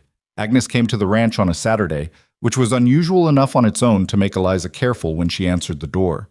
She had a covered dish, something that smelled of chicken and root vegetables, which she held out with an expression that was doing several things at once, none of them comfortable. "I heard about the storm," Agnes said. "Come in," Eliza said. They sat at the kitchen table. Agnes kept her hands around her coffee cup with the grip of a woman anchoring herself to something solid. She was not, Eliza had by now determined, a genuinely malicious person. She was the kind of person who fills uncertainty with assumption because uncertainty is uncomfortable and assumption is not, and who is then occasionally confronted with the problem of her assumptions being wrong. This was one of those occasions. "I said things," Agnes said. In town, about you. I know, Eliza said. They weren't. Agnes pressed her lips together. I didn't know you. You didn't ask, Eliza said. She said it plainly, not as an accusation, just as the fact that it was. Agnes's jaw tightened slightly. No, I didn't. She looked at her coffee cup. What you did the other night with the horses and the cattle. There was work that needed doing. That's not. Agnes stopped, started again. Silas could have died in that barn. I know. You went in anyway. Yes. Agnes was quiet for a moment. Why? It was a genuine question, Eliza realized. Not rhetorical, not pointed. Agnes actually wanted to understand the mechanism. What made a person do that thing? What the internal logic of it was? Eliza thought about how to answer it honestly. Because he was in there, she said. And because this is... She stopped, considered. Because I didn't come here to take something and leave. Whatever people thought about that. She looked at Agnes directly. I came here because I had nowhere else to go, and Silas offered something real, and I decided to hold up my end of it. That's the whole of it. Agnes sat with that. I was wrong about you, she said finally. Not easily. It cost her something, Eliza could see that. But she said it. Thank you, Eliza said. And then, because she believed in being accurate, you were working with what you had. Agnes looked at her. The expression on her face was complex in a way that Eliza appreciated. It wasn't the smooth, easy relief of absolution. It was the face of a person who has been shown the gap between what they assumed and what was true, and is having to sit with how wide that gap turned out to be. She left the chicken dish and said she'd see Eliza in town, and Eliza took that to mean what it most likely meant.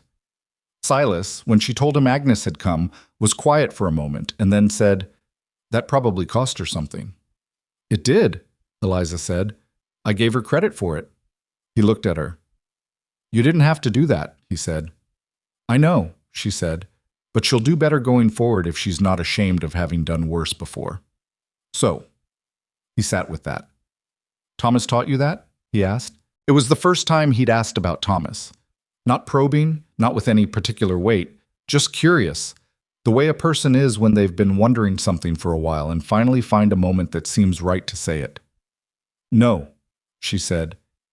My mother, she paused, finding the right word. She was very clear about the difference between making people feel guilty and making people want to be better. She said guilt closes people up and shame locks them in place. But if you can give a person a reason to go forward instead of just backward, she shrugged. She was usually right about those kinds of things. Silas was quiet for a moment. What happened to her? She died when I was 17.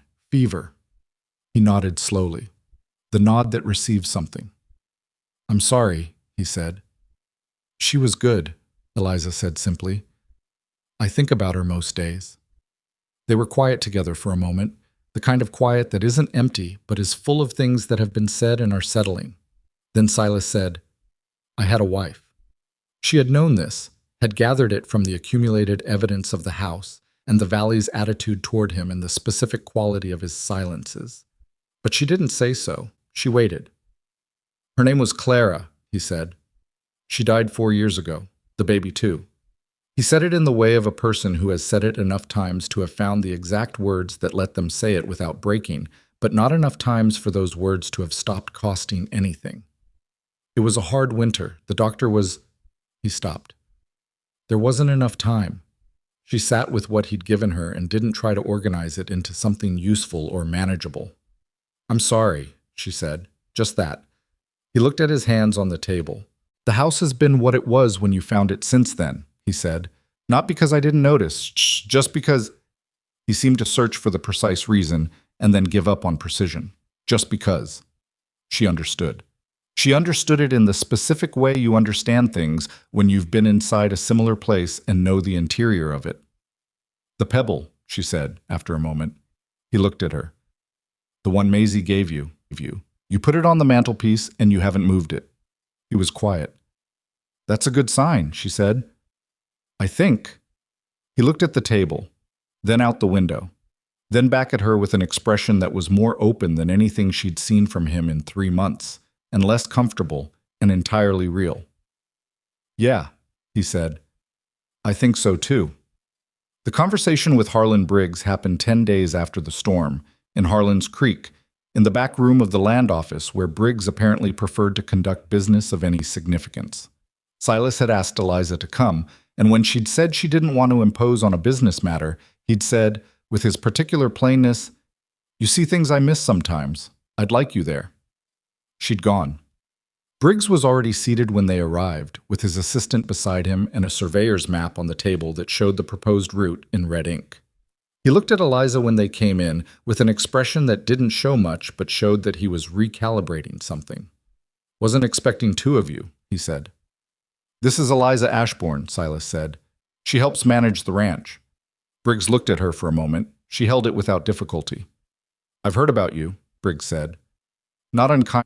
The tone was more like a man confirming an item on a list. "Most people have by now," she said pleasantly. Something flickered in his expression that might have been appreciation. The negotiation took about an hour. Briggs laid out the terms he'd originally proposed, which Silas listened to with his arms on the table and his expression perfectly neutral, and then Silas said calmly, "I've thought more carefully about the disruption to the breeding stock in late season. To make that work, I'd need 25% above your original offer, and a written agreement that the route closes between October 15th and April 1st. Briggs had expected to negotiate, but Eliza could see he hadn't expected Silas to come in with a specific number and a specific condition stated plainly and without apology. He'd expected the more typical dance, the vague hesitation, the circling, the offer and counteroffer. He looked at the number for a moment. Then he looked at Eliza, as if he'd suddenly understood where the specificity had come from. She said nothing. "That's a significant ask," Briggs said. "It's a fair one," Silas said. "The winter closure is non-negotiable," Silas said. He said it without edge, without elevation, just stated. Briggs leaned back. He looked at the map. He looked at Silas. He looked briefly at Eliza again. 15% above original and the winter closure," Briggs offered. Silas looked at Eliza. She said nothing, but she tipped her head a fraction, so slight that only someone watching for it would catch it, just a fraction. 20% in the closure," Silas said. Briggs looked at the map again. Then he said, "Done," and put his hand out, and they shook on it, and the man with the surveyor's notes began writing, and Eliza looked at the red line on the map and thought about the 20% and what it meant for the spring breeding season and the south wall repairs and the list of things that needed doing, and something in her chest felt like a gear that had been slightly off alignment finally clicking into the place it was supposed to be. On the walk out, Briggs fell in beside her briefly, while Silas spoke to the land office clerk about the paperwork. "That was good work in there," Briggs said. He said it quietly, as if it were between them. "I didn't say much," she said. "No," he said, with the tone of a man who understands that not saying much and doing nothing are not the same thing. She let that sit. "There's going to be more building in this valley over the next few years," Briggs said. "People coming in, settling. The frontier doesn't stay frontier forever." He paused. "Ranches that manage themselves well now are going to be in a different position than those that don't." She looked at him. "I'm not offering you anything," he said. "Just saying what I see." He nodded once, which seemed to be his version of a goodbye, and went back to his assistant. Silas appeared beside her. They walked out into the November street, cold and gray and sharp. "What did he say?" Silas asked. "That this valley's going to change," she said. "He's right." "I know." They walked to the wagon. The ride back was quiet in the way their rides had become. Not the silence of people with nothing to say, but of people who have said enough for the moment and are comfortable with the rest. About 3 miles out, Silas said, "The 20%. That was the right number." "I thought so." Another mile. "I wouldn't have known the right number 6 months ago," he said. She looked at the horses' backs. "You might have eventually." "Maybe," he said, "but you knew it now." She didn't answer that. She looked at the road and thought about what he'd said, and what he'd meant by it, and what she meant by not answering, and they let the horses carry them home through the cold afternoon without resolving any of it into words. December settled in with serious intent. The kind of December that reminds you it's been doing this longer than you've been alive and has no particular interest in being accommodating about it. The repairs on the south wall were complete, the stall rebuilt, the barn sound. The breeding mares were healthy. The cattle count was right. The 20% from the Briggs agreement was in, and it sat in the ranch's accounting, a ledger Eliza had reorganized in November with Silas's knowledge and implicit approval, like a foundation stone under everything else. She had started keeping books. She hadn't announced this. She'd simply found the old ledger, seen the state of it, and begun. Silas had noticed on the third day, looked at what she'd done, and not said anything, which she took to mean it was acceptable. He confirmed this eventually by bringing her the receipts and invoices he'd been keeping in a disorganized state in a tin box on the shelf and setting them on the table beside her without comment. She organized them. She found 4 payments that had been miscounted, 2 in their favor and 2 not. She corrected all 4 and told Silas about each one. "The 2 against us are already paid out," he said, looking at her notations. "I know, but the 2 in our favor aren't. Garrett owes us for the fence posts he got in September, and Whitfield still has an open balance for the equipment loan from the spring." He looked at the ledger. "I wasn't aware of the Whitfield balance," he said. "I thought you might not be." He probably hoped so. Silas's expression did something in the direction of wry. "How do you want to handle it?" "I'll write a letter. Polite, clear, specific. Sometimes people pay what they owe when reminded they owe it." He looked at her. "And if he doesn't?" "Then we discuss it, but start polite." She wrote the letter. Whitfield paid within the week, which told her the non-payment had been opportunistic rather than malicious, and she filed that information away under things worth knowing about people. Garrett's payment came in the form of labor when he sent 2 of his men over for a day to help with the heavier remaining work on the barn interior, which was worth more than the cash value of the debt, and which she took as a further indicator of the shift in how the valley was orienting toward them. It was in the second week of December that Cal Dunnigan asked to speak to her. Not Silas. Her. He found her in the barn on a Thursday afternoon. Not a Tuesday, she noted automatically. And he stood in the doorway with his hat in his hands, which was a posture she'd never seen from him before. He was a man who wore his hat as a statement, and its removal apparently cost him something. "I need to say something," he said. She kept her hands on what she was doing, checking the mare's left foreleg, which had been slightly warm since the storm, and which she'd been monitoring daily. She looked up at him. "All right," she said. He came a step into the barn. He looked at the mare, and then at the floor, and then at her with the uncomfortable directness of a man who has prepared a speech and is now unsure of the order. "I said things," he started, "about you, to Pete, to other men. Things that were—" He worked at the hat brim. "Things that weren't fair." She waited. "I had a fixed idea about what you were," he said, "and I said things based on that idea, and the idea was wrong." He said this last part with the specific reluctance of a man who knows it's true and wishes it weren't, because being wrong about a fixed idea is expensive. She looked at him for a moment. "Cal," she said, "why did you think what you thought when you first saw me?" He frowned. "What do you mean?" "I mean, what was the reason? Not the conclusion. The reason." He was quiet. She waited while he actually thought about it, which took some time. "My brother's wife," he said finally. There were circumstances." He seemed to decide this was enough detail. "It left him in a bad state. I suppose He stopped. "I mapped it onto you." She nodded. She'd expected something like this. Not this specific, but something in this territory. People's cruelties almost always have an origin that is more comprehensible than the cruelty itself. "I understand that," she said. "I don't hold it against you." He looked up. "What your brother went through isn't nothing," she said. "And I came in here with no history anyone could see and no recommendation, and a child, and I understand why that looked like a particular kind of thing to someone carrying what you were carrying." She went back to the mare's leg. "But I'd ask that going forward, you judge what I do by what I actually do. That's all I've ever wanted from anyone here." He stood with his hat in his hands. "Fair," he said. "Good," she said. He put his hat back on and went to work, and she finished checking the mare's leg, and that was the entirety of it. No excess, no ceremony, no prolonged processing of what had been said. She preferred it that way. The leg was improving, she noted with satisfaction. Another week, and it would be fine.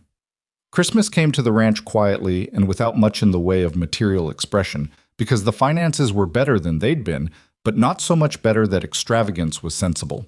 Eliza made a proper meal, the best one she'd been able to manage since arriving, with supplies she'd been quietly accumulating for 2 weeks in a way that didn't strain the budget, but still resulted in a table that looked like someone had thought about it. She made Maisie a small doll from fabric scraps she'd been collecting, with yarn hair and button eyes, and a dress that matched Maisie's own in pattern, which had taken 3 evenings of after-dark work by candlelight, and which Maisie received on Christmas morning with an expression of total and complete joy that was the best thing Eliza had seen in months. For Silas, she had debated longer than she'd like to admit. She had finally done something practical. She'd resoled his work boots, which were in poor enough condition that she'd been watching them with concern, using a piece of good leather she'd bought in town on one of the supply runs and set aside. She'd done the work herself over the course of several evenings, and the result was not a cobbler's work, but it was solid and real and would hold through the spring. She'd set them by his door on Christmas morning without saying anything. When he came out, he looked at the boots and then at her across the kitchen, where she was already starting breakfast. She didn't turn around. "Those are my boots," he said. "The left one was letting in water," she said. He picked one up and looked at the sole. "You did this yourself," he said. "I've mended worse." He set it down. She heard him go back to his room and then come back out, and she was at the stove when he set something on the table beside her. She looked down. It was a pair of gloves. Good ones. Heavier leather than what she'd been using, lined with something soft, sized right, which meant he'd paid attention to the size of her hands at some point without letting on that he was doing it. She looked at the gloves and thought about her hands through the past months. The cracked knuckles, the blood on the fence posts, the splinters and the burns, and the cold that had a particular talent for finding its way into the joints. She picked them up. "Thank you," she said. "Your hands," he said. He seemed to feel the sentence was complete. She looked at him. He looked back, and he did not look away first this time. The morning moved on the way mornings do, with Maisie and the doll and Ruckus, and the question of whether dogs could wear hats. They could not. Ruckus had made his position clear. And the meal that afternoon and the particular piece of a house that had found, across 4 months and a great deal of difficulty, some version of its own rhythm. In the afternoon, with Maisie asleep with the doll under her arm and Ruckus under the porch and the light going low and golden through the window, Eliza sat at the kitchen table with the new gloves on her hands and the account ledger open in front of her, and she made a list. Not the list of what needed doing, though that existed and was long. A different list. She made a list of what had changed since October, and what it meant, and where the trajectory went if they kept going the way they'd been going. The breeding mares were healthy, and the spring season would be strong. The Briggs agreement brought regular income from the access route that required nothing further from them once the season opened. The ledger corrections had recovered money that had been quietly leaking out. The feed improvement she'd made in November had increased egg production to a point where they had surplus to sell in town, which was small but real. The organization of the pantry and the storage improvements had reduced spoilage enough to be meaningful over the course of a full year. None of these were large individually. Together, they were the difference between a ranch that was slowly losing ground and one that was holding. She looked at the numbers for a while, and then she looked past the ledger at the mantelpiece where the pebble was, and she thought about Maisie saying it was a special rock, and Silas putting it up there with the same deliberateness he brought to everything, and the pebble staying there through everything that had happened since. She'd been keeping her head down, working, proving the one thing she'd needed to prove, which was that she was what she said she was, and intended what she said she intended. She'd been so focused on the proving of it that she'd been avoiding the thinking that came after, the question of what happened if you proved the thing, and the space that opened up on the other side of it. She was in that space now. She had arrived at this ranch with 43 cents and a sleeping child, and the ruins of a life that had been built on someone else's survival, and she had spent 4 months building something that was partly hers, in fact, if not yet in name, and the fact part was increasingly difficult to separate from the question of the name. She was not naive about what she felt. She'd been paying attention to her own interior with the same careful attention she paid to everything else, and what was there was not ambiguous. What was there was something she had not expected and had not looked for and would not have chosen if she'd been making choices from a position of safety rather than necessity. And she understood that those origins complicated it in ways she hadn't fully worked through. She also understood that Silas was doing his own version of the same accounting. She could see it in the moments he didn't manage to be neutral, in the boots and the gloves, in the particular way he'd said, "You're not the ranch that night in the barn," in the fact that the pebble had never moved. She understood it. She was not ready to say so. What she was ready to do, and what she did, sitting at that table in the quiet of Christmas afternoon, was write a letter. Not to Silas. Not to anyone in the valley. To the railroad company office, 40 miles east, asking for the full documentation of Thomas Ashbourne's death and the circumstances of his employment and the original $11 settlement, because she wanted it in order and she wanted to know it was in order, and she was done leaving that particular door slightly open. She wrote the letter in clean, clear sentences and folded it and set it aside to mail in town. And when she was done, she closed the ledger and looked at the afternoon light on the floor and thought about her mother. Her mother, who had been very clear about the difference between making people feel guilty and making people want to be better. Her mother, who had also been very clear, in the particular way of women who have lived through a great deal and come out the other side with the rough edges of wisdom rather than the smooth surface of advice, that you do not wait for the life you want to announce itself. You build it from what you have. You use every board and post and piece of salvaged wire. You don't wait for perfect conditions because perfect conditions are a story. People tell themselves to justify not starting. Eliza was not waiting.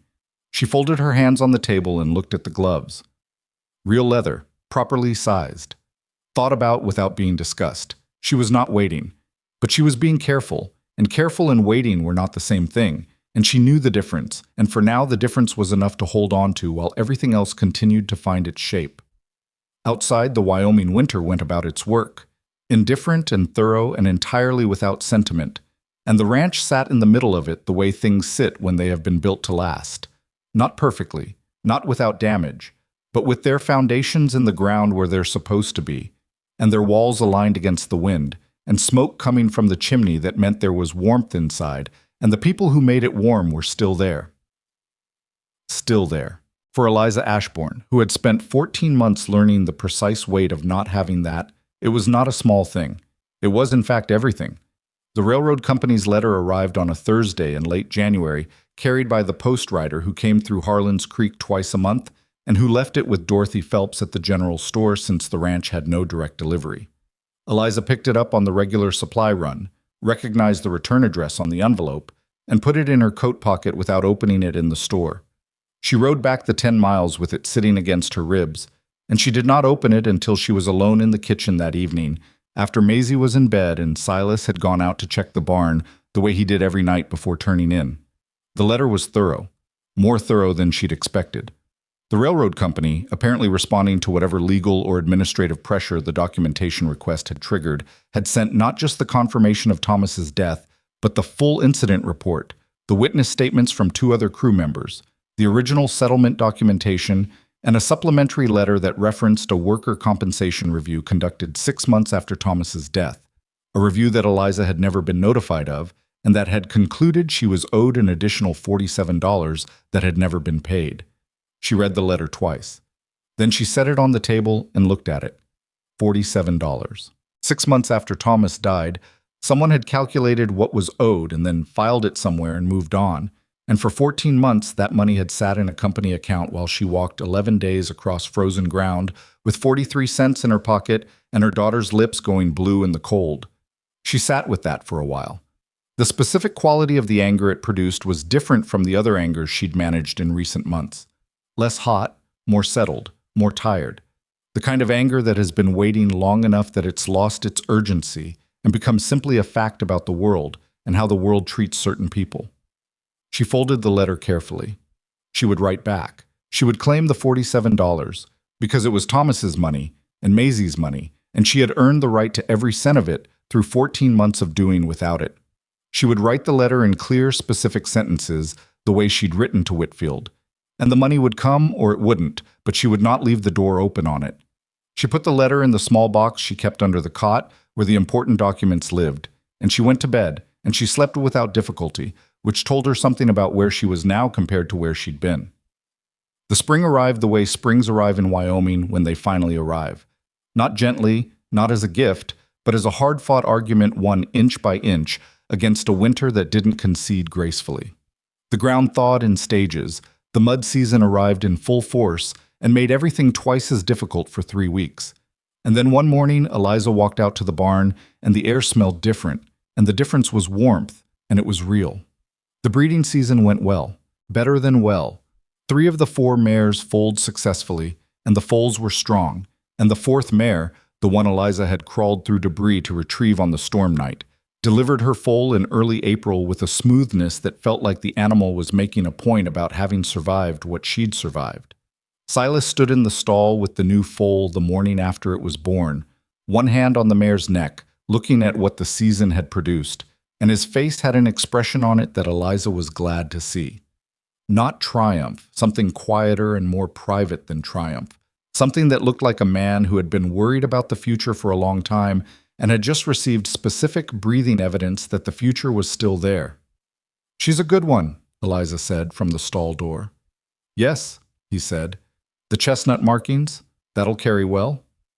"From the sire," he said. "I was hoping for it." The foals stood on legs that were working out their relationship with the concept of standing, making adjustments and readjustments, with the intense concentration of something that has only been alive for 12 hours and is still locating all its parts. Maisie, who had been permitted into the barn for the occasion under strict conditions of stillness and quiet that she was managing with visible effort, was crouched at the stall rail watching with an expression of total absorption. "She needs a name," Maisie said. "She does," Silas agreed. Maisie thought about it with the seriousness she brought to naming. She had named all the adult horses months ago in a process that had not been requested but had been accepted, and the names had stuck in the way things stick when a child commits to them completely. "Hope," Maisie said. Eliza looked at her daughter. Silas looked at the foal for a moment. "Hope," he said. Tried the word out, let it sit. "That'll do," he said. It was the best name for a foal born at the end of a hard winter, from the mare that had almost been lost and had come through anyway. Eliza thought Maisie had gotten it exactly right, but she didn't say so, because Maisie didn't need the encouragement to keep naming things.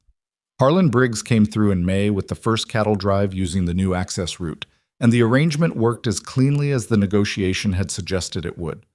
The route ran along the fence line, the breeding stock were in the north pasture well away from the movement, and the compensation arrived 3 days later by Ryder in an envelope that Eliza opened, recorded in the ledger, and placed in the accounts without ceremony. What she did not place without ceremony was the question she'd been building toward since Christmas. She had been thinking about it since December.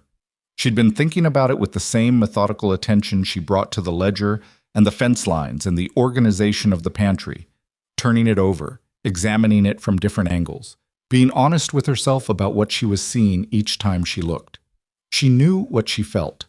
She had known since approximately November, and she had given herself the months since then not to decide what she felt, but to be certain that what she felt was real, and not an artifact of need or proximity or gratitude or any of the other things that can wear feelings' face convincingly enough to be mistaken for it. It was real. She was certain. What she was less certain about was Silas. And she was less certain not because the evidence was unclear, but because the evidence was the kind that required confirmation to act on. The gloves. The conversation about Clara. The way he'd said, "You're not the ranch." The pebble on the mantelpiece. The specific quality of attention he brought to her that was different from the attention he brought to anything else. All of it added up to something that looked very much like one thing, but looking very much like something and being that thing were not the same, and she was not built for assumptions. She was built for asking. She asked him in May, on an evening when Maisie was asleep early, and the day had been long and good, and the supper had been eaten without hurry, and the two of them were sitting at the kitchen table in the particular quiet that had become one of the reliable good things in her life. The kitchen table, the low light, the end of the day, his presence across from her. She didn't preamble it. She had thought about how to say it for months, and she had arrived at the conclusion that there was no version of this that was improved by preamble. "I need to say something to you," she said, "and I need you to hear all of it before you say anything." He looked at her. He set his cup down. "All right," he said. She looked at the table, then at him. "I came here with nothing," she said, "and you gave me something real, and I worked for it, and it became mine in the way things become yours when you invest everything you have in them. That's true. She paused. What's also true is that somewhere in the middle of all of that, I developed feelings for you that are not the feelings of an employee or a partner in a business arrangement. She held his gaze. I'm not asking you to feel the same thing. I'm not asking for anything. I'm telling you because I think you deserve to know what's true, and because I'm done managing it quietly as if it's something to be embarrassed about. Silas was very still. I know this is complicated, she said. I know the position I arrived in, and I know what people think about it. And I know there are 100 reasons to look at what I've said and be uncertain about it. I'm not asking you to be certain. I'm just asking you to... She stopped, found the right word. To know.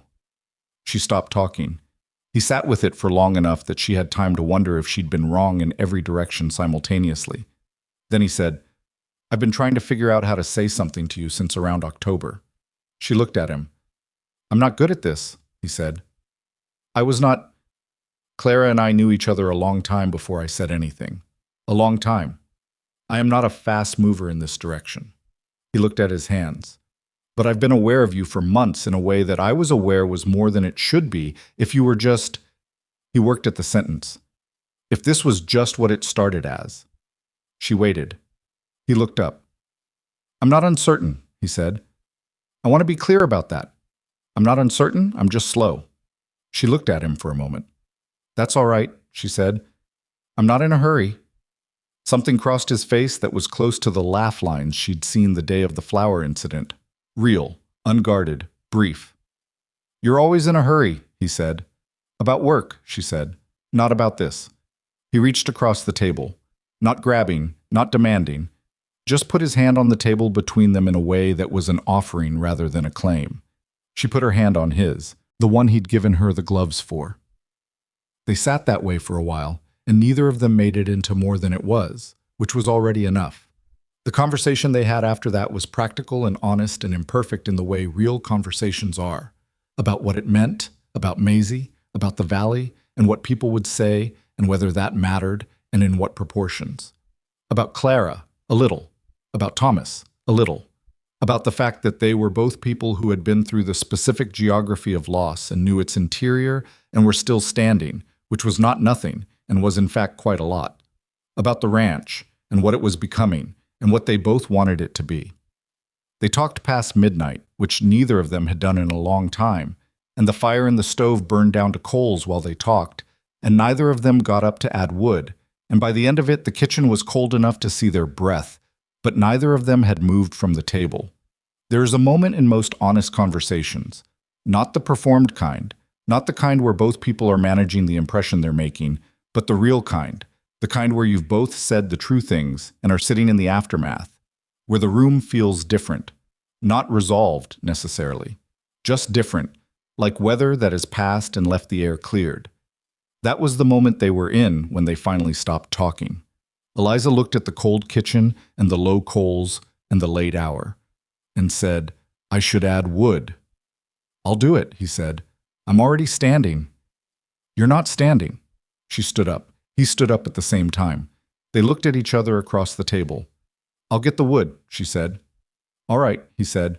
But neither of them moved for another moment, and in that moment there was something that had no name yet but did not need one. She got the wood. He held the stove door. The fire came back up, and the kitchen was warm again.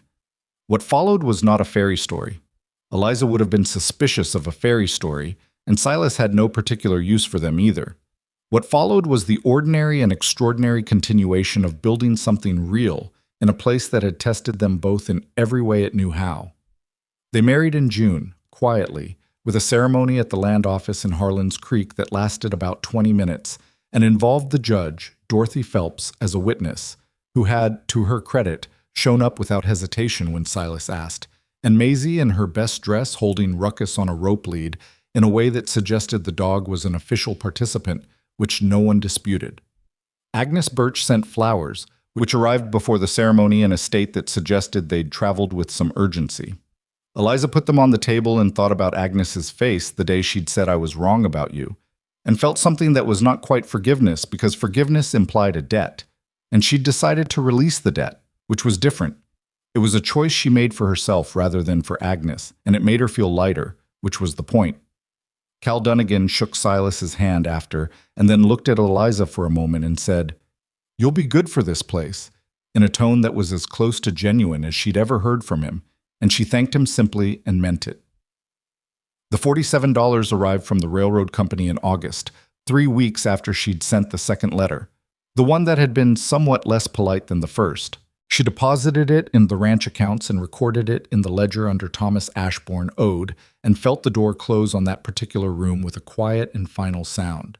The proposal Eliza made in the fall of that first year as a married woman came out of a conversation she'd had with a family she'd seen in town. A woman, perhaps 30, with 3 children and a husband who was injured badly enough that he couldn't work, who had arrived in Harlan's Creek from the east with nothing and nowhere to go, and the particular look on her face that Eliza recognized from the inside. She'd bought them a meal at the boarding house. She'd listened to their situation. She'd given the woman practical information about available work in the valley. And she'd ridden home thinking about the night under the cottonwood tree, about the cold, about Maisie's lips, about 7 words said quietly in the dark. She brought it to Silas the following Sunday. "I want to do something with the outbuilding," she said. He looked up from what he was reading. "The repaired one, with the roof. I want to make it livable. A room or 2. Somewhere a family could stay if they needed it, short term, while they got situated." He looked at her. "We're not a charitable institution," he said. Not harshly, just practically. "No," she said. "I'm not proposing charity. I'm proposing that people who need a place to recover and people who have work that needs doing are often the same people, just separated by geography and bad luck." She leaned forward. "We always have work, the kind we can't get to because we don't have enough hands. Someone who needs a roof over their family's heads for a month while they earn their way back to stability. That's not charity. That's a trade. It benefits both sides." He looked at the table.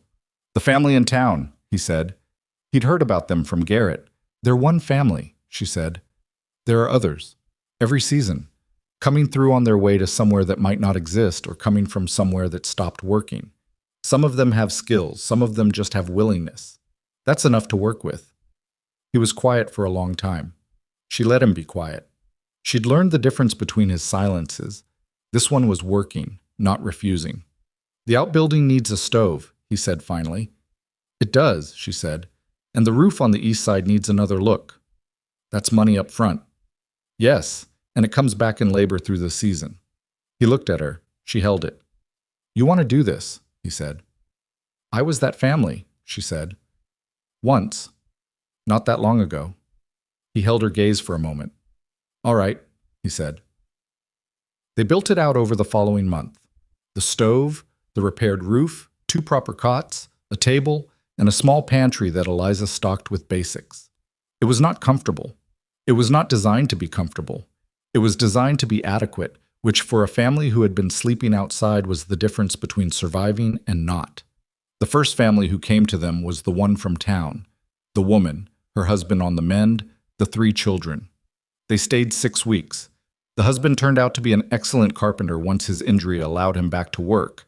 And in 6 weeks he replaced the barn's remaining soft timber, rebuilt the chicken coop to a standard it had never previously achieved, and started work on a fence extension that Silas had been planning since before Eliza arrived. His wife helped Eliza with the fall harvest and the preserving, and was faster at it than Eliza was, and they worked together without friction in the comfortable way of people who share a language of labor. When the family left, they left with enough money to get themselves properly established 30 miles west where the husband had found steady work. The woman, her name was Ruth, hugged Eliza in the yard before they drove away and said, "I don't know how to," and then stopped because there wasn't a sentence that fit. "You don't have to," Eliza said. And Ruth nodded and got on the wagon, and they drove away. And Eliza stood in the yard with Maisie beside her watching the wagon go. "Will they be okay?" Maisie asked. "Yes," Eliza said. "I think so." "Because we helped?" Eliza looked at her daughter, 5 years old now, with Thomas's eyes and her own mother's way of going straight to the center of a thing. "Because they helped themselves," she said. "We just gave them somewhere to do it." Maisie thought about this, like how Silas gave us somewhere. Eliza stood with that for a moment. "Yes," she said, "exactly like that." What the outbuilding became over the following years was not something either of them had designed so much as something that grew from a true need in the way things grow when they are planted in the right soil. Word moved through the valley and beyond it, the way word moves in places where people pay attention to what matters. That there was a ranch outside Harlan's Creek where a family in trouble could find work and a roof and no questions about how they'd ended up needing it. They came in every configuration that hardship produces. Widows with children, injured men with families, young couples who'd come west on the promise of something that hadn't materialized, old men going somewhere they weren't sure of yet. Some stayed a week, some stayed a season. A few stayed longer and became, in the organic way of things, part of the extended community of the ranch itself. Not all of them were easy. One man stole from the pantry and Silas found out, and there was a hard conversation that ended with the man leaving and Eliza feeling the specific exhaustion of being disappointed in someone she'd tried to believe in. One family proved to have a situation more complicated than they'd disclosed, and the situation required careful management and eventual involvement from the county that was unpleasant for everyone. Eliza recorded these in her internal ledger alongside everything else, not as reasons to stop, but as the cost of doing something real, which is never free of difficulty. The people who stayed longest and worked hardest and brought the most to the ranch were usually the ones who had the least when they arrived. That was the thing she noticed most consistently, and it confirmed something her mother had told her and that she'd been finding her own evidence forever since. People who have survived the specific education of having nothing understand the value of something in a way that is very difficult to teach from the outside. You learn it from the cold. You learn it from the bolt sliding home. You learn it from 43 cents in a leather purse and a sleeping child and a sky turning the color of a bruise. Or you learn it from a voice in the dark saying 7 words you didn't expect. Maisie grew up knowing both versions. She grew up surrounded by people in various stages of survival and recovery, which meant she grew up understanding that the distance between security and its absence is shorter than comfortable people prefer to believe, and that what you do with that knowledge is a choice. She was 8 when she told Eliza she wanted to learn to keep accounts. She was 10 when she began to actually do it, with enough precision that Eliza started checking her figures against her own, not to correct them, but because Maisie's arithmetic sometimes caught things hers had missed. She was 12 when she told Silas she'd identified a problem with the breeding rotation that was going to reduce the foal quality in the following season if they didn't adjust, and explained her reasoning clearly enough that Silas adjusted it. He told Eliza afterward, with the expression she'd come to love best on him, the one that was trying to be neutral and failing, that Maisie was going to be a problem for someone someday. For a lot of people, Eliza said. That's the idea. He looked at her. Is that what your mother said about you? She thought about it. She said I was going to make the world work harder, she said. I think she meant it as a compliment. It was, he said. There was a morning, years into all of it, when Eliza stood at the window of the house that no longer looked like the neglected cabin she'd walked into on a cold October night, but had been, over time and without drama, transformed into a place that felt like itself. And she was watching the yard, where 2 families from the outbuilding were helping Cal, who was older now and moved slower but had never entirely lost his Tuesday disposition, with the spring fence work, and Maisie was somewhere on the property doing whatever Maisie was doing with the focused independence she'd always had. And Silas was coming up from the barn with the easy walk of a man who has slept well and has work he understands ahead of him. He came in, poured coffee, stood beside her at the window. She didn't say anything immediately. She was looking at the yard, at the families, at the work, at the ordinary motion of a morning on a ranch that had found its way to being more than it had started as. You're thinking something, he said. I'm thinking several things. Which one? She looked at him. I was thinking about the night you found us, she said. Under the cottonwood trees. Geez, I was thinking about what you said. He drank his coffee. I think about it sometimes, she said. What made you say it? Whether you knew what it was going to mean. He was quiet for a moment. I didn't know anything, he said. I just knew you were sitting under a tree in the dark with a child, and the temperature was dropping, and I had 4 walls and a fireplace. He looked out the window. The rest of it wasn't something I could have told you about. No, she said. But you said it anyway. 7 words, he said. Didn't seem like much. She looked at him. It was everything, she said. He didn't answer that. He didn't need to. He put his arm around her the way he did in the mornings sometimes. Not a gesture for anyone else, just a thing between them, quiet and real. And they stood at the window together and watched the yard. Across the yard, one of the children from the outbuilding family, a small boy, perhaps 3, with boots that were slightly too large and an extremely serious expression, was crouched down next to Ruckus, who was very old now and moved like it, and was petting the dog with the careful intensity of a child who has recently discovered that animals are real and is still getting used to it. Ruckus endured this with the stoic resignation he'd always brought to Maisie's attentions. Grown now into the settled patience of a very old dog who has been petted by many children and understands that the correct response is stillness, and that eventually the child will get bored and go away. This boy said something to the dog. Earnest, direct. The dog did not respond, being a dog, but the boy seemed satisfied with the conversation anyway. Eliza watched this and felt something in her chest that was full and complicated and did not require a name to be real. She had been afraid once that she knew what home was, that it was a specific place you were from, a structure, a geography. She'd learned in the year after Thomas died that she'd been wrong about that. She'd learned it the hard way, which is the way most true things get learned. Home was not the cottonwood tree. It was not the 4 walls or the fireplace or the repaired south barn wall or the ledger with its corrected figures. It was this. The boy and the dog. The families in the yard. Maisie somewhere on the property being formidable. Silas's arm around her shoulders at the window. It was the people who had refused to leave each other behind. That was all it had ever been. That was all it needed to be. Outside, the Wyoming morning went on, indifferent to its own beauty, doing what it had always done, offering the cold and the distance and the hard arithmetic of survival to anyone willing to meet it, and occasionally, in its way, offering something else too. Something that arrived without announcement. 7 words in the dark. And everything